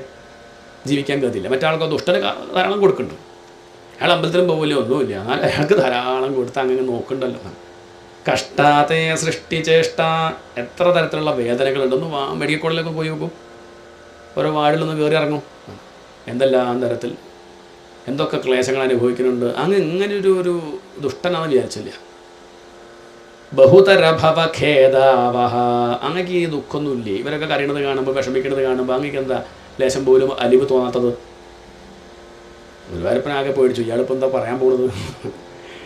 ഇവിടെ വന്ന് എൻ്റെ പഠിക്കൽ വന്ന് എന്നെ ഭീഷണിപ്പെടുത്തി. എന്നാൽ അവിടെ ഇരുന്നാൽ പോരായിരുന്നു. തൻ്റെ തറവാട്ടിക്ക് വന്ന് പറഞ്ഞാൽ അങ്ങനെ ഉണ്ടാവും, നമ്മുടെ വീട്ടിൽ വന്ന് പറഞ്ഞാൽ അങ്ങനെ ഉണ്ടാവും. പക്ഷേ ഉടനെ മേൽപ്പത്തൂർ പറഞ്ഞു, ഇല്ലില്ല, ഞാൻ ഇങ്ങനെ പണ്ട് ഇത്യേവം പൂർവ്വമാലോചിതം, വിവരമില്ലാത്ത കാലത്ത് അങ്ങനെ വിചാരിച്ചിരുന്നു. എന്താണ്? ബുദ്ധിയില്ലാത്ത കാലത്ത്. അന്നിപ്പോൾ നാരായണിയൊന്നും ഇങ്ങനത്തെ ഒരു ശ്രദ്ധയൊന്നും ഉണ്ടായിരുന്നില്ല. ഞാൻ വിവരമില്ലാത്തൊരു കാലത്ത് ഞാൻ അങ്ങനെ ചിന്തിച്ചിരുന്നു. ഇപ്പം ഞാൻ നൈവമദ്യാഭിജാനേ. ഇപ്പം ഞാൻ അങ്ങനെയൊന്നും വിചാരിക്കണില്ല കേട്ടോ. കാരണം ഈ സൃഷ്ടി ഇല്ലായിരുന്നെങ്കിൽ പട്ടേരി ഉണ്ടാവുമായിരുന്നോ? എന്താണ്? ഗുരുവായൂർ അമ്പലം ഉണ്ടാവുമായിരുന്നു, നാരായണീയം ഉണ്ടാവുമായിരുന്നു, ഒക്കെ ഉള്ളത് നന്നായി. അതുകൊണ്ട് ഇവിടെ വന്നിരുന്ന അങ്ങയുടെ ഈ ഒരു രൂപം കാണാൻ പറ്റിയില്ലേ? ത്വദ്വപുഹു ചിദ്രസാർദ്രം, ഈ 2 കണ്ണുകളുള്ളതുകൊണ്ട് അങ്ങയുടെ ഈ ഒരു ചിദ്രസാർദ്രം, മനസ്സിനെ രസിപ്പിക്കുന്ന, ദുഃഖങ്ങൾ ഇല്ലാണ്ടിയാക്കുന്ന ഈ ഒരു രൂപം കാണാൻ പറ്റിയില്ലേ? നേത്രൈഹി, ഈ കണ്ണുകളെ കൊണ്ട് കാണാനും, ശ്രോത്രൈഹി, ചെവികളെ കൊണ്ട് കേൾക്കാനും. എന്താ പൂന്താനത്തിൻ്റെ നാമജപം കേൾക്കാം അവിടെ. നേത്രൈ ശ്രോത്രൈശ്ച പീത്വാ പരമരസസുധാംബോധിപൂരേ. അപ്പം അതൊക്കെ നോക്കൂ. പരമരസസുധാംബോധി, പരമരസമാകുന്ന രസം അല്ല, പരമരസാമൃതമാകുന്ന കടൽ. ആ കടലിലിങ്ങനെ മുങ്ങാൻ പറ്റുന്നുണ്ടല്ലോ. ഒരു പക്ഷേ ഞാൻ ഈ ഇവിടെ ജനിച്ചില്ലായിരുന്നെങ്കിൽ പറ്റുമായിരുന്നു. നാരായണീയം ഉണ്ടായതെന്തുകൊണ്ടാണ്? നമുക്കിപ്പോൾ അത് കേൾക്കാൻ പറ്റി, ഇവിടെ ജനിച്ചോണ്ടല്ലേ. എന്തിനാ ഭഗവാൻ എന്നെ ഇവിടെ എങ്ങനെ നാരായണീയം കേൾക്കാൻ പറ്റിയില്ല? അപ്പം അതിനാ വിചാരിക്കുക, നാരായണി അടക്കി കേൾക്കേണ്ടത്, ബാക്കിയൊക്കെ ദുരിതം തന്നെയാണ്. അങ്ങനെ പറഞ്ഞാൽ എന്താ ചെയ്യുക? അപ്പം ഭഗവാൻ പറയും, ഞാനല്ല, ഞാനൊന്നും ചെയ്യുന്നില്ല. ഏതുപോലെ ചോദിച്ചാൽ ശക്തി ഞാനാണെന്ന് പറയാം. ഒരു ഉദാഹരണം പറയാം. ഇതൊക്കെ ഓർത്തു വയ്ക്കാനുണ്ട്. എന്തിനിപ്പോൾ ഇതൊക്കെ പറയണമെന്ന് ചോദിച്ചാൽ, നാളെ ജീവിതത്തിൽ വലിയ വിഷമം വരുമ്പോൾ ഇതൊക്കെ ചിന്തിക്കണം. ഭഗവാനെ കുറ്റം പറയാണ്ടിരിക്കാനാണ്. ഒരാൾ വണ്ടി ഓടിച്ചു പോയി, എന്നിട്ട് അത് കുത്തി മറിഞ്ഞ് വീണു. എന്താണ്? വണ്ടി ഓടിച്ചു പോയി കുത്തി മറിഞ്ഞ് വീണു, പരിക്കൊക്കെ പറ്റി. അയാളോട് ചോദിച്ചു, എന്തേപ്പം ഉണ്ടായി? പെട്രോളിൻ്റെ കുഴപ്പമാണ്. എന്താണ്? ആരുടെ? പെട്രോളിൻ്റെ കുഴപ്പം പറഞ്ഞാൽ എങ്ങനെ ശരിയാകുക? പെട്രോൾ ഉള്ളതുകൊണ്ടല്ലേ ഞാൻ വണ്ടി ഓടിച്ചത്. വണ്ടി ഓടിയത് പെട്രോൾ ഇല്ലെങ്കിൽ ഓടുമോ? സത്യമാണല്ലേ? പെട്രോൾ ഇല്ലെങ്കിൽ ഓടില്ല. ഇതുപോലെയാണ് നമ്മൾ ആരെ പറയണത്? കാളിയൻ ചോദിക്കുന്നുണ്ട് ഭാഗവത്തിൽ ഈ ചോദ്യം. അങ്ങിപ്പോൾ എന്നെ വന്ന് ശിക്ഷിക്കുന്നു, എനിക്ക് വിഷം തന്നത് ആരാ? ഞാൻ ചോദിച്ചതാ? അങ്ങ് തന്നതല്ലേ? ഞങ്ങളെ വർഗത്തിനൊക്കെ ഇങ്ങനെ വിഷം തന്നത്. ഭഗവാൻ പറഞ്ഞു, നിങ്ങളെ വർഗത്തിൽ എല്ലാവരും നിന്നെപ്പോലെ അല്ലല്ലോ. ഞാൻ എല്ലാവർക്കും വിഷം കൊടുത്തു. നിന്നെപ്പോലെ എല്ലാവരും ലോകത്തെ എന്ത് ചെയ്യുന്നില്ല? ദ്രോഹിക്കുന്നില്ല. വിഷം തന്നത് എന്തിനു ചോദിച്ചാൽ, തന്നെ ആരെങ്കിലും ദ്രോഹിക്കുമ്പോൾ പ്രതിരോധിക്കാനാണ്. അതിനാണ്. അവിടെ ഒന്നിനും വയ്യാത്ത ആളെ ദ്രോഹിക്കാനല്ല. നമുക്ക് കഴിവ് തന്നതിനാണ്. നാവ് തന്നതെന്തിനാ? തെറി പറയാനാ? കൈ തന്നത് തല്ലാനാണ്? ദ്രോഹിക്കാനാണ്? അല്ല, നാവ് തന്ന നല്ലത് പറഞ്ഞുകൂടെ? കൈ തന്ന ഭഗവാന് അർച്ചിച്ചൂടെ? ഒന്ന് കൈ കൂപ്പിക്കൂടെ? അത് ചെയ്യാൻ വേണ്ടത്. അതുകൊണ്ട് പെട്രോളിനെ കുറ്റം പറയണത് പോലെയാണ്. അല്ല, ഓടിച്ച ആളുടെ കുറ്റം. അയാൾ ശ്രദ്ധിക്കാനായിട്ടാണ് വീണത്. പെട്രോളിനെ പറയരുത്. പെട്രോൾ ഉള്ളതുകൊണ്ടാണ് ഓടിയുള്ളത്, ശരിയാണ്. ഈ ബോധമുള്ളതുകൊണ്ടാണ് നമ്മൾ പ്രവർത്തിക്കുന്നതൊക്കെ. പക്ഷേ പ്രവർത്തിച്ചിട്ട് കിട്ടുന്ന ഫലം ബോധത്തിന് കൊടുക്കരുത്. അത് നമ്മളുടെ കയ്യിരിപ്പിൻ്റെ ഗുണമാണ്. അതുകൊണ്ട് കയ്യിരിപ്പ് നന്നാക്കുക, ആ ബോധത്തെ ശ്രദ്ധിക്കുക. ആ ഭഗവാന് വഴങ്ങിക്കൊടുത്ത് ജീവിച്ചാൽ ദുഃഖമില്ലാണ്ട കഴിയാമെന്നർത്ഥം. നിർവ്യാപാരോപി, ഭഗവാൻ ഒരു വ്യാപാരവും ഇല്ല, ഒരു കർമ്മം ചെയ്യുന്നില്ല. നിഷ്കാരണം അജ ഭജസേ യത് ക്രിയാം ഈക്ഷണാഖ്യാം. ഭഗവാൻ ഒന്ന് നോക്കുമ്പോഴേക്കും, ഈക്ഷണം നോട്ടം കൊണ്ട് ഇവിടെയുള്ള കാര്യങ്ങൾ അങ്ങനെ നടക്കുകയാണ്. ഭഗവാൻ അങ്ങോട്ട് നോക്കുമ്പോഴേക്കും സൃഷ്ടി ഉണ്ടാകുന്നു. പുരുകം വളയ്ക്കുമ്പോഴേക്കും അത് പരിപാലിച്ച് സംഹരിക്കുന്നു. എന്തിനാ നോട്ടം കൊണ്ടെന്ന് പറയുന്നത്? എന്ന് പറഞ്ഞാൽ പ്രയാസമില്ലാണ്ട് തന്നെ കാണിക്കും. എഫേർട്ട്ലെസ്. നമ്മളൊന്നും ഉണ്ടാക്കണ എത്ര പ്രയാസമുണ്ട്? ക്ലേശിച്ചിട്ടല്ലേ? നമ്മൾ എന്ത് ചെയ്യുമ്പോഴൊരു ക്ലേശം ഉണ്ടാവില്ലേ? ഇല്ല. ദോശ ഉണ്ടാക്കണമെങ്കിൽ തന്നെ ക്ലേശമില്ലേ? തലേ ദിവസം തന്നെ അരിമാവ് നേരെയാക്കണം, അത് മിക്സിയിലിട്ട് അരയ്ക്കാം, അല്ലെങ്കിൽ ഗ്രൈൻഡർ വേണം, ആ ഉഴുന്ന് ഇത്ര വേണം, പച്ചരി ഇത്ര വേണം എന്നൊക്കെ പറഞ്ഞ് അവസാനം അത് രാവിലെ ഉണ്ടാക്കിയാൽ പുളി കൂടിയോ കുറഞ്ഞോ ആകെ പ്രശ്നമായി. അതിനുള്ള ബുദ്ധിമുട്ടില്ലേ? എന്നാൽ ഭഗവാൻ ഈ പ്രപഞ്ചം സൃഷ്ടിക്കാൻ ബുദ്ധിമുട്ടുണ്ടോ? ഒരു ബുദ്ധിമുട്ടുമില്ല എന്ന് അത് കാണിക്കാനാണ്.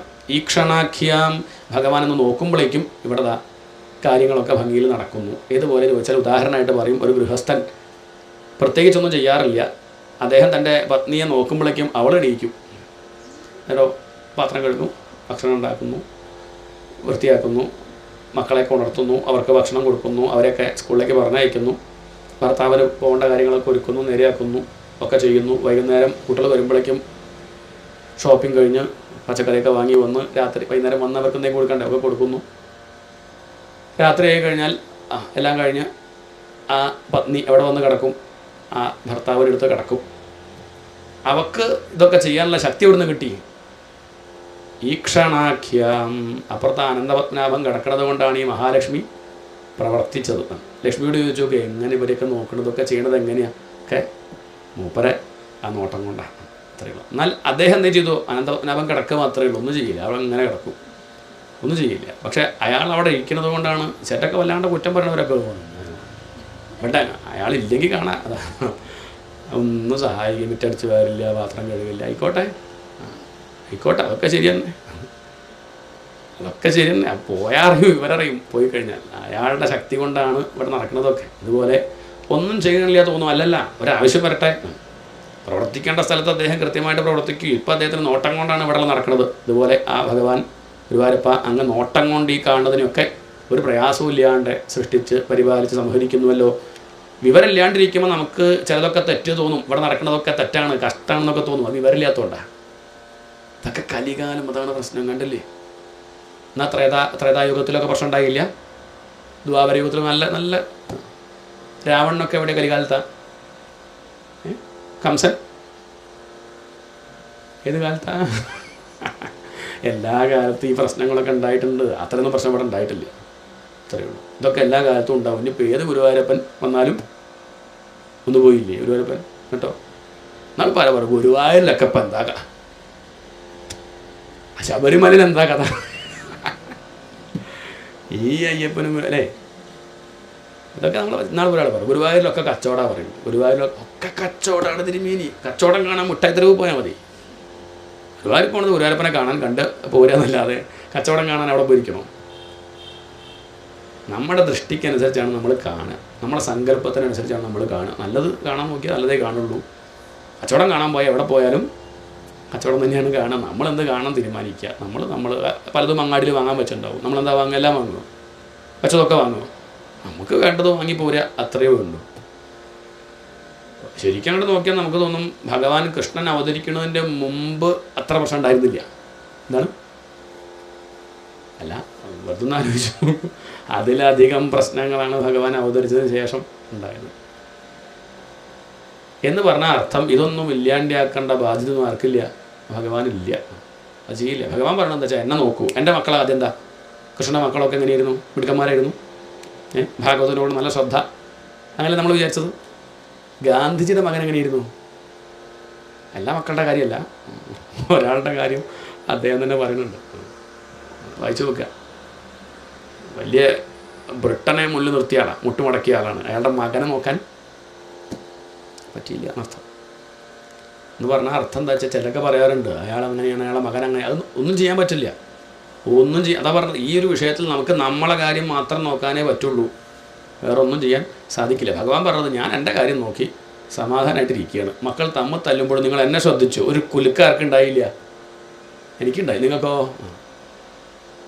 അയ്യോ, അതുകൊണ്ട് ഇതുപോലെ ആവും, വേറെ എവിടെ മാറ്റാൻ സാധിക്കില്ല. അങ്ങനെ വെച്ചാൽ എത്ര പേര് വന്നു? ചട്ടമ്പി സ്വാമി വന്നില്ലേ? വിവേകാനന്ദ സ്വാമി വന്നു കേട്ടോ, നാരായണ ഗുരുദേവൻ വന്നു എന്നിട്ട് മാറിയോ?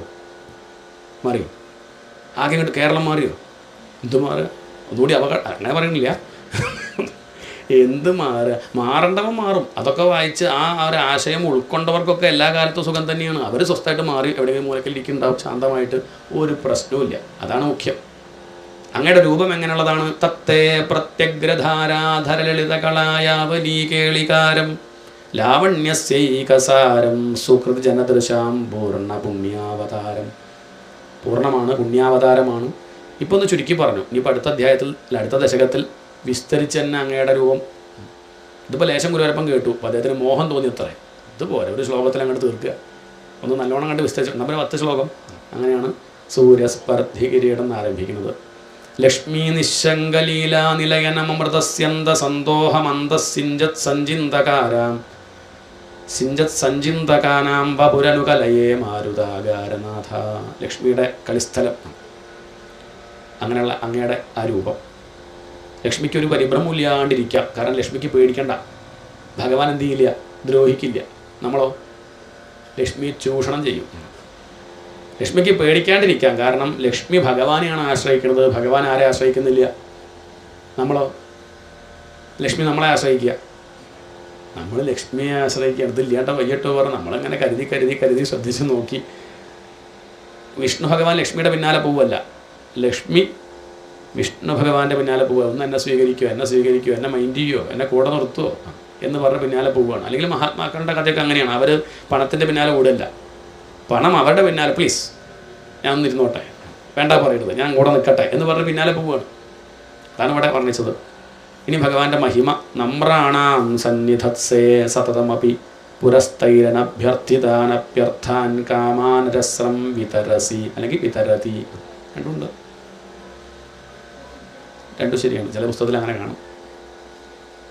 നമ്രാണാം നമസ്കരിക്കുന്നവൻ്റെ മുന്നിൽ സന്നിധത്സേ സതതമപി പുരസ്തൈരനഭ്യർത്ഥിതാൻ അഭ്യർത്ഥാൻ കാമാനരസ്രം വിതരസി പരമാനന്ദ സാന്ദ്രാം ഗതിം ച.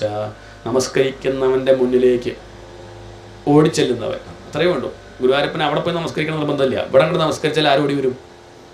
അതാണ് അങ്ങനെ പറഞ്ഞത്. അല്ലെങ്കിൽ തൻ്റെ മുന്നിൽ വന്ന് നമസ്കരിക്കുന്നവെന്ന് പറയണം. അല്ല, നമ്രാണാം, അതിനുള്ള പ്രമാണമാണ് അത്ര ചേലപ്പറമ്പിൻ്റെ കഥയൊക്കെ. അദ്ദേഹം 90 വയസ്സ് വരെ ലൗകിക വിഷയങ്ങൾ മാത്രം വർണ്ണിച്ച് സ്ത്രീകളെപ്പറ്റി മാത്രം പരാമർശിച്ച് നടന്ന ആളാണ്. ഭക്തിയൊക്കെ ഉള്ളിലുണ്ടോ, ഉള്ളിലെവിടെയെങ്കിലും ഉണ്ടാവുമായിരിക്കും, നിശ്ചയില്ല. പുറമേക്ക് അദ്ദേഹം എവിടെയും കാണിച്ചില്ല. അങ്ങനെ കുറച്ച് സ്ത്രീകളുടെ കൂടെ സല്ലപിച്ച് ഗുരുവായൂർ കുളത്ത് കുളിച്ചുകൊണ്ടിരിക്കുന്ന സമയത്ത് മേൽപ്പത്തൂർ അദ്ദേഹത്തെ കണ്ടുന്നു. ചേലപ്പറമ്പ് ഇത്രയൊക്കെ പ്രായമായില്ലേ, നിർത്തിക്കൂടെ ചോദിച്ചു. കുഴമ്പ് തേച്ചുകൊണ്ടിരിക്കുക. അപ്പോൾ അതങ്ങട്ട് കേട്ടപ്പോഴേക്കും ഉള്ളിൽ കൊണ്ടു. ചിലപ്പം കൊള്ളാൻ കാരണം ചിലരുടെ വർത്തമാനം ചിലപ്പം കൊള്ളുവേ. മേൽപ്പത്തൂരിനും പണ്ട് അങ്ങനെ അച്യുതപ്പുഷാരിയുടെ വർത്തമാനം കൊണ്ടതാണത്രേ. അങ്ങനെയാണ് അദ്ദേഹം ഭക്തി ഉണ്ടായതെന്നൊരു കഥ ഉണ്ട്. അദ്ദേഹം മേൽപ്പത്തൂരിന് രാവിലെ എണീക്കൊന്നുമില്ല, കുളിക്കൊന്നുമില്ല, അങ്ങനെ ഇരിക്കും. അങ്ങനെ ഒരു സ്വഭാവമാണ്. പാണ്ഡിത്യമൊക്കെ ഉണ്ട്, പക്ഷേ ചിട്ടല്ല, ഒരു സമ്പ്രദായം ഇല്ലാണ്ടിരിക്കുന്നു. അച്യുതപ്പുഷാരിയുടെ മകളെ കല്യാണം കഴിച്ച് അവിടെ കഴിഞ്ഞ കാലത്ത് ശിഷ്യന്മാർക്ക് അച്യുതപ്പുഷാരിയുടെ ശാസ്ത്രം ഉപദേശിക്കുന്ന സമയത്ത് അദ്ദേഹം എണീറ്റ് ഈ ബ്രാഹ്മണ കുട്ടികളൊക്കെ അവിടെ പലരും ഇരിക്കുന്നുണ്ട്. അവരൊക്കെ ഇരിക്കുന്ന സമയത്ത് എങ്ങനെയാണ് അപ്പോൾ ഇതിൻ്റെ ഇടയിൽ കൂടെ കുളിക്കാൻ പോവുക? ചെറിയൊരു മടിയുണ്ട്. മടിച്ച് അദ്ദേഹം തല താഴ്ത്തി അവരുടെ ഇടയിൽ കൂടി അങ്ങോട്ട് പോയി അത്രേ. അത് കണ്ട സമയത്ത് അച്യുതപ്പുഷാരി നോക്കിയിട്ട് പറഞ്ഞു, കഷ്ടം, നല്ല അനുകൂല കുലമാണ്. അങ്ങനെ ഒരു ജാതി ഇപ്പം പറഞ്ഞല്ലോ, അല്ലെങ്കിൽ അനുകൂല സാഹചര്യം. അതാണ് ജാതിക്ക് പ്രാധാന്യം പറയല്ല. ഭഗവാനെ ഭജിക്കാനൊക്കെ ഒരു സൗകര്യം കൂടും ആ കൂട്ടത്തിൽ പെട്ടാൽ. അതാണ്. എന്നിട്ടും കണ്ടില്ലേ, നല്ലൊരു ജന്മം നശിപ്പിച്ച് കളയുന്നുവല്ലോ എന്നങ്ങോട്ട് പറഞ്ഞത് എവിടെ കൊണ്ടു? ആ ചെവിയിൽ കൊണ്ടു, ഹൃദയത്തിൽ കൊണ്ടു. ഇതിൻ്റെ മുന്നിൽ കേട്ടില്ലോ കണ്ട, പക്ഷെ കൊണ്ടില്ല, ഓരോ സമയമുണ്ടല്ലോ. അതങ്ങോട്ട് കൊണ്ടു. അദ്ദേഹം പോയി കുളിച്ചു. നേരെ ആ ശിഷ്യന്മാരുടെ കൂട്ടത്തിൽ ആരും ഇരുന്നു. ഇനി ഞാൻ നേരെയാവാന്ന് വിചാരിക്കുകയാണ്. ശരി, അങ്ങനെയാണ് ശാസ്ത്രം പഠിക്കണം എന്നൊക്കെ ഒരു കഥ ഉണ്ട്. അപ്പം എന്തിനാ പറഞ്ഞത്? എന്തിനാ പോലെ 11 മണിക്ക് നിർത്തുമെന്ന് പറഞ്ഞിട്ട് ഉണ്ണി എന്താ നിർത്താത്തു? 11 കാലം എന്താ ചിന്തിക്കുന്നു? ഞാൻ ഈ ദശകം ഒന്ന് കഴിഞ്ഞോട്ടെ, എനിക്കൊരു തൃപ്തി ഉണ്ടാവുമല്ലോ. ഞാൻ വന്നതിനിപ്പം ഒരു ദശകമെങ്കിലും ഒന്ന് പറയാം എന്ന് വിചാരിച്ചിട്ടാണ്. നമ്രാണാം സന്നിധത്തെ, അല്ലെങ്കിൽ സന്നിധത്സേ സതതമപി പുരഃ തൈഹി അനഭ്യർത്ഥിതാൻ അപി അർത്ഥാൻ കാമാൻ അജസ്രം വിതരസി പരമാനന്ദ സാന്ദ്രാം ഗതിം ച. ചേലപ്പറമ്പിൻ്റെ കഥ പറഞ്ഞപ്പോൾ അങ്ങോട്ട് പോയത്. ചേലപ്പറമ്പ് അത് പറഞ്ഞുകൊണ്ടിരിക്കുക. അവിടെ ഇത് കേട്ടു. പെട്ടെന്ന് മേൽപ്പത്തൂർ ചോദിച്ചു, നിർത്തിക്കൂടെ എന്നങ്ങോട്ട് ചോദിച്ചപ്പം ഉള്ളിൽ തെളിഞ്ഞു. സ്ത്രീകളൊക്കെ എന്തൊക്കെയോ വർത്തമാനം പറയാൻ പുറപ്പെടേണ്ട. അദ്ദേഹം പറഞ്ഞു നിർത്തൂ പറഞ്ഞു അവരോടൊക്കെ. മതി. അദ്ദേഹം അങ്ങോട്ട് കുളിച്ചു എന്നാണ്. വെള്ളത്തിലങ്ങോട്ട് മുങ്ങി തോർത്താൻ നിൽക്കണില്ല, ഓടുകയാണ് അങ്ങോട്ട് ഗുരുവായൂർക്ക്. ഇതുവരെ ഉള്ളിൽ കയറിയിട്ടില്ല. അദ്ദേഹം ആ കുളം നല്ല കുള പറഞ്ഞാൽ അവിടെ കുളിക്കുകയുള്ളൂ. ചില അങ്ങനെയൊക്കെ ഉണ്ട്. ഗുരുവായൂർ പോയി നല്ല മസാല ദോശ കിട്ടും, അത് കോഴിക്കോട് പോയാൽ കിട്ടും. ഇങ്ങനെയൊക്കെ ഉണ്ട്. അവിടെ പോയാൽ അങ്ങനെ മയിൽപ്പിയിലുള്ള സെറ്റും കൊണ്ട് കിട്ടും എന്നൊക്കെ പറഞ്ഞാൽ അങ്ങനെ കാണാം.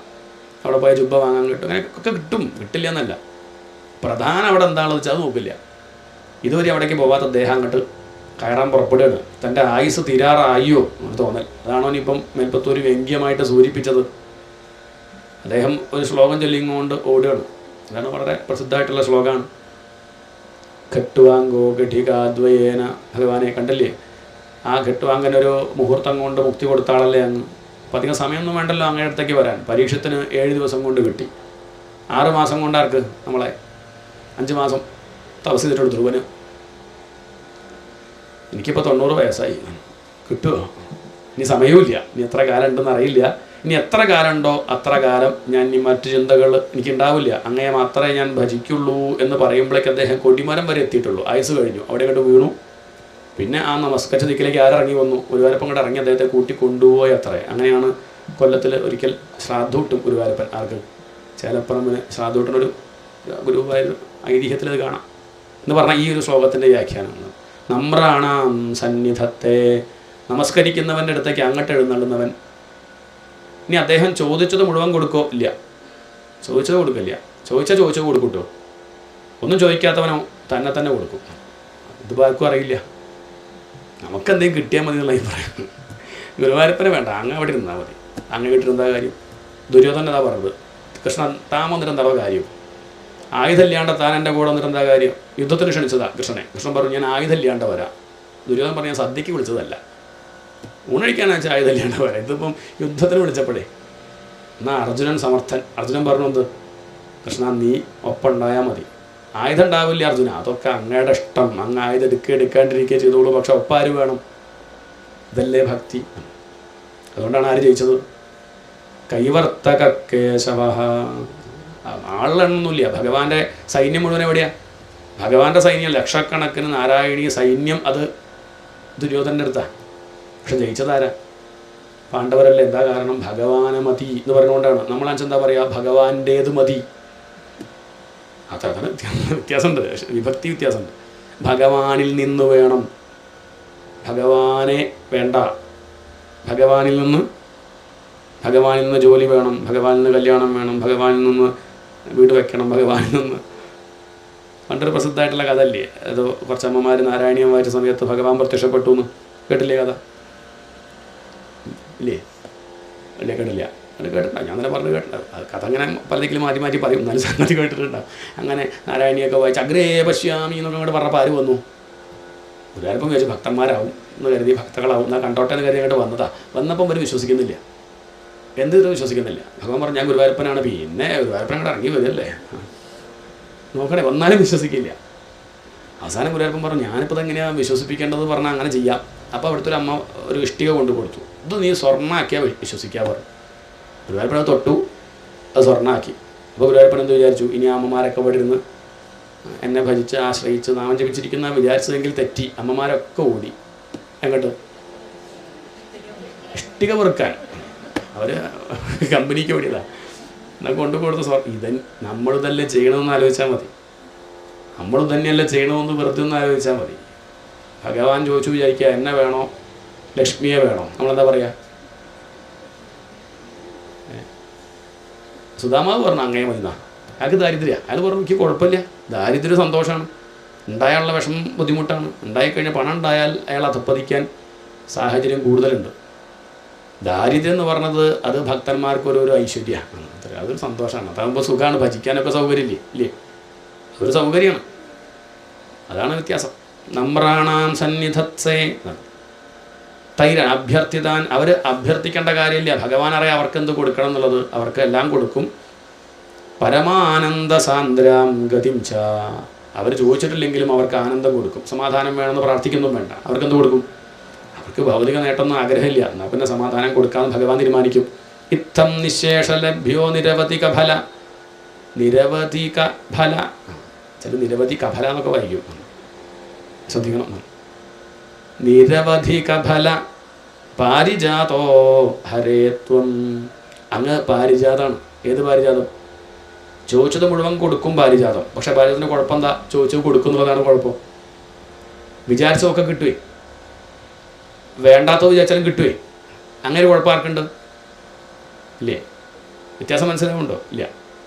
ചിലത് അങ്ങനെയുള്ളതൊക്കെ ഉണ്ട്, എന്ത് ചോദിച്ചാൽ തരുന്ന ദേവന്മാരൊക്കെ ഉണ്ട്. അത് കാരണം അവരെന്നെ നശിക്കും ചെയ്യും. കിട്ടും, കിട്ടിയത് കൊണ്ട് നശിക്കും. എന്നാൽ ഭഗവാൻ എങ്ങനെയാണ്, അങ്ങനെയല്ല, വെൽവിഷറാണ്. ചോദിച്ചാൽ നോക്കി ആലോചിച്ച് അയാൾ കുഴപ്പം അവിടുന്ന് കൊടുക്കില്ല. അതാണ് നിരവധിക ഫല പാരിജാതോ ഹരേത്വം. ആ പാരിജാതമാണ് എനിക്കിഷ്ടം. വേറൊരു പാരിജാതം ഉണ്ട് ഇന്ദ്രൻ്റെ മുറ്റത്ത്. ഏതാത്, ക്ഷുദ്രം തം, ക്ഷുദ്രം എന്ന് പറഞ്ഞാൽ മോശം, വലിയ താല്പര്യമില്ല എന്നർത്ഥം. തം, ആ മരം, ഏത് മരം, ശക്രവാടീദ്രുമം. ഒരു പുച്ഛത്തോടു കൂടി പറയുകയാണ്, ഇന്ദ്രൻ്റെ തിരുമുറ്റത്തുള്ള ആ മരമൊന്നുമല്ല. എന്താ പറഞ്ഞത്, ശക്രവാടീദ്രുമം, ആ ഇന്ദ്രൻ്റെ മുറ്റത്തുള്ള മരമാണ് എല്ലാവർക്കും ഇഷ്ടം. ഇത് മറ്റേ പാരിജാതം എന്ന് പറഞ്ഞ അർത്ഥം എല്ലാവർക്കും ഭൗതിക നേട്ടമാണ് ആഗ്രഹം. അതുകൊണ്ട് ക്ലേശമുണ്ടാവുന്ന എത്ര കണ്ടാലും മനസ്സിലാക്കുന്നില്ലല്ലോ. ഇപ്പോഴും അങ്ങയെ ഭജിക്കുന്നത് എല്ലാവരും എന്തിനു വേണ്ടിയിട്ടാണ്, പ്രശ്നങ്ങൾ തീരാൻ. മേൽപ്പത്തൂർ അങ്ങനെയല്ലേ, വാതരോഗം മാറാനല്ലേ, അല്ലേ അല്ലേ അല്ലേ ആണോ, അല്ലേ? അധികം വാതരോഗം വരുന്നവരാണ് നാരായണി എടുക്കുക. ആ മാറുത്രേ, വായിച്ചു ആയിക്കോട്ടെ, തുടങ്ങണത് അങ്ങനെയൊക്കെ ആയിരിക്കും. അല്ലാണ്ടപ്പോൾ ആരതൊക്കെ വായിക്കുക, മുക്തി കിട്ടാൻ വേണ്ടി ആരെങ്കിലും ഭാഗവത നാരായണി എടുക്കും തോന്നുന്നുണ്ടോ? അപ്പം ഫലശ്രുതിയൊക്കെ പറയും. പക്ഷെ മേൽപ്പത്തൂർ ഇപ്പം പറയണത് എന്താ വെച്ചാൽ, അല്ല, എനിക്കെന്ത് മതി, അങ്ങയുടെ കാരുണ്യം മാത്രം മതി. കാരുണ്യാത് കാമമന്യം ദദതി ഖലു പരേ മറ്റുള്ള ദേവന്മാരൊക്കെ അവർക്കൊന്നും കണ്ണിൽ വലിയ ചോരയൊന്നുമില്ല, അവർക്ക് കാരുണ്യം കുറവാണ്. ചോദിച്ചാൽ ചോദിച്ചോ കൊടുക്കും. ചിലരങ്ങനെയാണല്ലോ, ചോദിച്ചോക്കെ കൊടുക്കുന്ന രക്ഷിതാക്കളില്ലേ, വിവരമില്ലാത്ത രക്ഷിതാക്കൾ ചോദിച്ചോക്കെ കൊടുക്കും. അവർ നശിക്കും ചെയ്യും മക്കൾ. പിന്നെ കുറച്ച് കഴിഞ്ഞ് ദുഃഖിക്കും, അയ്യോ ഞാൻ ഐസ്ക്രീം കൊടുത്തു, മറ്റത് കൊടുത്തു, അത് കൊടുത്തു, സൈക്കിൾ കൊടുത്തു, ബുള്ളറ്റ് കൊടുത്തു, പിന്നെന്താ ഒക്കെ കൊടുത്തു, ഫ്ലാറ്റ് വാങ്ങിക്കൊടുത്തു, ഇപ്പം എന്നെ സ്നേഹമില്ല എന്നാ പറയുക. അവർ ഭാഗവതം കൊടുത്തില്ല, നാരായണീയം കൊടുത്തില്ല, അതാലോചിക്കുന്നില്ല. അല്ലെങ്കിലും അങ്ങനെയാണ്, സ്നേഹം ഉള്ള അച്ഛനും അമ്മയാണെങ്കിൽ മക്കൾ ചോദിക്കുന്നത് എല്ലാം കൊടുക്കില്ല. ചിലപ്പോൾ തൊണ്ടവേദന ഉള്ളപ്പോൾ കുട്ടി ഐസ്ക്രീം ചോദിക്കും, അച്ഛൻ കൊടുക്കുക. നല്ല വിവരമുള്ള അച്ഛൻ കൊടുക്കില്ല. ചിലപ്പോൾ അടുത്ത വീട്ടിലെ അങ്കിൾ കൊടുത്തുനിന്ന് വരും. കുട്ടിക്ക് ഇഷ്ടം അങ്കിളിനെ ആയിരിക്കും, അത് പറഞ്ഞിട്ട് കാര്യമില്ല. കുട്ടിക്ക് ആരെ വേണമെങ്കിൽ ഇഷ്ടപ്പെടുന്നാൽ എൻ്റെ കുട്ടിക്ക് ഞാൻ എന്ത് ചെയ്യില്ല, തൊണ്ടവേദന ഉള്ളപ്പം കൊടുക്കില്ല. അത് കാശിലേറ്റൊന്നുമല്ല, ഐസ്ക്രീമിൻ്റെ കടനെ 2 മനസ്സ് വാങ്ങി കൊടുക്കാൻ പറ്റും, പക്ഷേ അത് ആ കുട്ടിക്ക് അപകടം ചെയ്യും. ഇതാണ് ഭഗവാന്റെ ഒരു സ്വഭാവം. അങ്ങേക്ക് എന്തുണ്ട്, അത് കാരുണ്യം, അതിന് സ്നേഹം എന്നാ പറയാം. മറ്റുള്ള ദേവന്മാർക്കൊന്നും സ്നേഹമില്ല, ചോദിച്ചാൽ ചോദിച്ചത് വരും, അത് കാരണം നശിക്കും. പണ്ട് മൃഗാസുരൻ ഭസ്മാവെന്നുള്ള മന്ത്രം വാങ്ങി, എന്നിട്ട് എന്ത് ചെയ്തിട്ടുണ്ടായി, അത് തലയിൽ വെച്ചാൽ ശിവനെ കുറ്റം പറഞ്ഞതല്ലേ, അങ്ങോട്ട് എടുക്കരുത്. അത് ഈ ഒരു തത്വം ബോധിപ്പിക്കാൻ വേണ്ടി പറഞ്ഞതാണ്, അത്രയും. പക്ഷെ അങ്ങനെയല്ല, അങ്ങയെ ഭജിച്ചാൽ പേടിക്കാനില്ല, ബുദ്ധിമുട്ടുണ്ടാവില്ല. കാരണം അങ്ങയെ തന്നെ കൊടുക്കും. മറ്റുള്ളവരൊക്കെ അല്ലറ ചില്ലറ കൊടുത്ത് ഒഴിവാക്കും, എന്തെങ്കിലുമൊക്കെ കൊടുത്ത് ചോദിച്ചാൽ കൊടുത്ത് അങ്ങോട്ട് ഒഴിവാക്കും. അങ്ങെന്ത് ചെയ്യും, അങ്ങയുടെ വിശേഷം എന്താ ചോദിച്ചാൽ സ്വാത്മതം വിശേഷ, അങ്ങയുടെ പ്രത്യേകത അങ്ങയെ തന്നെ കൊടുക്കും. പണ്ട് സുധാമാവിന് കൊടുത്തില്ലേ, അംബരീഷിന് കൊടുത്തില്ലേ, ആരെ കൊടുത്തു, ആത്മാനമപിയച്ഛതി, എന്നെ ആശ്രയിക്കുന്നവർക്ക് ഞാൻ എന്നെ തന്നെ കൊടുക്കും. നമ്മളാരെ അങ്ങനെ ചെയ്യുമോ, എന്തെങ്കിലുമൊക്കെ കൊടുത്ത് ഒഴിവാക്കുന്നല്ലാതെ. അംബരീഷനെ പറ്റിയിട്ട് ദുർവാസാവ് ഒന്ന് ചോദിക്കണില്ലേ ഭഗവാനോട്, ചക്രൻ്റെ പിന്നാലെ വരുന്നു പറഞ്ഞപ്പോൾ ഭഗവാൻ എന്താ പറഞ്ഞത്, ആ ചക്രം എൻ്റെ അല്ല, അത് അംബരീഷൻ്റെയാണ്. അപ്പോൾ ഉടനെ ദുർവാസാവ് ചോദിച്ചു, അങ്ങോ ഞാൻ അഹം ഭക്തപരാധീന, ഞാൻ ചക്രം കൊടുത്ത കൂടുതൽ എന്നെ തന്നെ കൊടുത്തു. ആർക്ക്, ഞാൻ എന്നെ വിറ്റു. ആർക്ക്, പൈസ ഒന്നും വാങ്ങിയില്ല, അങ്ങോട്ട് കൊടുത്തു, അങ്ങനെ ദാനം ചെയ്തു. സ്വാത്മതഃ തം വിശേഷാത്, മറ്റുള്ളവരൊക്കെ ചോദിച്ചു കഴിഞ്ഞാൽ കൈ നീട്ടുന്നവൻ്റെ കയ്യിൽ എന്തെങ്കിലും നക്കാപ്പിച്ച് കൊടുത്ത് വിടും. പക്ഷെ അങ്ങനെയല്ല, അങ്ങ് വിശാല മനസ്സുള്ളവനായതുകൊണ്ട് തന്നെ കൊടുക്കും. താനാരാ, ആനന്ദക്കട്ടല്ലേ, അതന്നെ അങ്ങോട്ട് വെച്ചു കൊടുക്കും എന്ന് പറഞ്ഞ അർത്ഥം. അത്രയ്ക്ക് ആനന്ദം കണ്ട് കൊടുത്ത് അയാൾക്ക് ജീവിതത്തിൽ ശാന്തി കൊടുത്ത് അനുഗ്രഹിക്കും. മറ്റുള്ളവരോ ഭൗതിക നേട്ടം കൊടുത്ത് അനുഗ്രഹിക്കും. ആ അനുഗ്രഹം കൊണ്ട് കുറച്ച് കഴിഞ്ഞാൽ ദുഃഖം ഉണ്ടാവുക. എന്തൊക്കെ ഭൗതികമായിട്ട് നേടിയതുകൊണ്ടൊക്കെ നമുക്ക് സമാധാനം ഉണ്ടോ അന്വേഷിച്ചാൽ മനസ്സിലാവും, ഇല്ല. കിട്ടണ വരെ സമാധാനമാവുമെന്ന് വിചാരിച്ചിരുന്നു, കിട്ടിയപ്പം വലിയ സമാധാനം. ഇന്നലെ ഇപ്പോൾ അമ്മ വിളിച്ച് പറഞ്ഞു, ജോലി കിട്ടി, ഇലക്ഷൻ ഡ്യൂട്ടി വന്നപ്പോൾ വേണ്ടിയില്ലായിരുന്നു എന്നുള്ള അഭിപ്രായം ഉള്ളൂ. കിട്ടുന്നത് വരെ ഒക്കെ കേമം തോന്നും, കിട്ടിക്കഴിഞ്ഞാൽ വേണ്ടിയില്ലായിരുന്നു എന്നുള്ള അഭിപ്രായം. പക്ഷേ ഭഗവാനെ കിട്ടിയാൽ ഇനിയൊന്നും വേണ്ട, ഇതായിരുന്നു ഞാൻ കൊതിച്ചിരുന്നത്. അത് ഞാൻ മനസ്സിലാക്കാണ്ട് വേറെ പലതും ചോദിച്ചതായിരുന്നു. ഇപ്പോഴാണ് മനസ്സിലായത് എൻ്റെ കുറവ് ഈ ഈശ്വരനെ കിട്ടാത്തതായിരുന്നു എന്ന് തിരിച്ചറിയും. അങ്ങയുടെ പ്രത്യേകത അങ്ങയെ തന്നെ തരും. സ്വാത്മനോപി ഈശ്വരസ്ത്വം ത്വയ്യുച്ചൈരാരമന്തി പ്രതിപദമധുരേ ചേതനാഃ സ്ഫീതഭാഗ്യ ത്വം ചാത്മാരാമ ഏവേതി അതുല ഗുണഗണാധാര ശൗരേ നമസ്തേ ഐശ്വര്യം ശങ്കരാദീശ്വര വിനിയമനം. ഇനി മറ്റുള്ള ദേവന്മാർക്കൊക്കെ അല്ലറ ചില്ലറ കൊടുക്കാനുള്ള കഴിവ് എവിടെ നിന്നാണ് കിട്ടുന്നത്, അത് അങ്ങയിൽ നിന്ന് വാടകയ്ക്ക് എടുക്കുകയാണ്. ഗുരുവായൂരപ്പള്ളിൽ നിന്ന് ഇങ്ങനെ ലേശം തരുമോ, എന്താക്കി ഒരാൾ അനുഗ്രഹിക്കാണ്ട് ഗുരുവായൂരപ്പ ലേശം ആ ശക്തി തരുമോ എന്ന് ചോദിച്ചിട്ടാണ് ഇവിടെ സൂര്യനും ചന്ദ്രനൊക്കെ പ്രകാശിക്കുന്നത്. ആരുടെ പ്രകാശം കൊണ്ടാണ്, ഭഗവാന്റെ പ്രകാശം കൊണ്ടാണ്. ഭഗവാൻ പ്രകാശിക്കുന്നില്ലെങ്കിൽ ഇവിടെ സൂര്യൻ കരിക്കട്ടയിട്ട് വീഴും, ഭൂമി തിരിയില്ല, അത് മോട്ടോർ ഓഫായി നിൽക്കും. ഇതൊക്കെ കുഴപ്പമില്ലാണ്ട് നടക്കുന്നത് അങ്ങയുടെ കാരുണ്യം കൊണ്ടല്ലേ. അതാണ് ഐശ്വര്യം ശങ്കരാദീശ്വര വിനിയമനം. ശങ്കരൻ മുതലായിട്ടുള്ള ഈശ്വരന്മാരൊക്കെ വലിയ കുഴപ്പമില്ലാണ്ട് ഇങ്ങനെ നടക്കണ്ടല്ലോ, അനുഗ്രഹിച്ചിട്ടും വരം കൊടുത്തൊക്കെ നടക്കുന്നത് അങ്ങയുടെ ലേശം എടുത്തിട്ടാണ്. അതുകൊണ്ട് ശരിക്കും പറഞ്ഞാൽ അങ്ങയ്ക്ക് മാത്രമേ ഈശ്വരൻ എന്നുള്ള പേര് ചേരൂ. ബാക്കിയുള്ളവരൊക്കെ പേര് വെക്കാറുണ്ട്. എന്താണ് അതിപ്പോൾ എന്തൊക്കെ വെക്കാം, എന്താ ഇല്ലേ, പല പേരും വെക്കില്ല. ഭാഗവത കുതുകി, ഭാഗവത തിലകൻ, ഭാഗവത രസികൻ, ഭാഗവത ഹംസം, ഭാഗവത പരമഹംസം, ഭാഗവത ശിരോമണി, ഭാഗവത എന്താ കൗസ്തുഭം, എന്താ ചോദിക്കുക, കുഴപ്പമില്ല. എൻ്റെ നോട്ടീസിൽ മുക്കാലും ധന്യവും ഭാഗവത ശിരോമണി, ഭാഗവത ഹംസം, കൗസ്തു പേരിലെ സമുദായത്തിലുണ്ടാവും. ഇതാണ് കൂടുതലും. തെറ്റൊന്നുമില്ല, എന്ത് വേണമെങ്കിൽ വെച്ചോളൂ. ഒരു അങ്ങനെയല്ലേ, അങ്ങനെയൊക്കെ വെക്കുന്നുണ്ട്. അർഹത ഉണ്ടോ നോക്കിയിട്ടാ?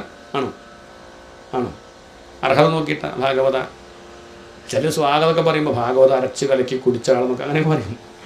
ചിലർ പറയും കേരളത്തിൽ മാത്രമല്ല ഭാരതത്തിൽ അങ്ങോളം ഇങ്ങോളം അദ്ദേഹത്തെ പറ്റി അറിയാത്ത ഒരാളുമില്ല. അത്രയ്ക്ക് ലോകപ്രശസ്തനായ ആചാര്യനാണ് നമ്മുടെ മുന്നിൽ ഇരിക്കുന്നത്. എന്നിട്ട് നമ്മുടെ അടുത്ത് വന്നൊരു സ്വകാര്യമായിട്ട് എന്തായിരുന്നു പേര്?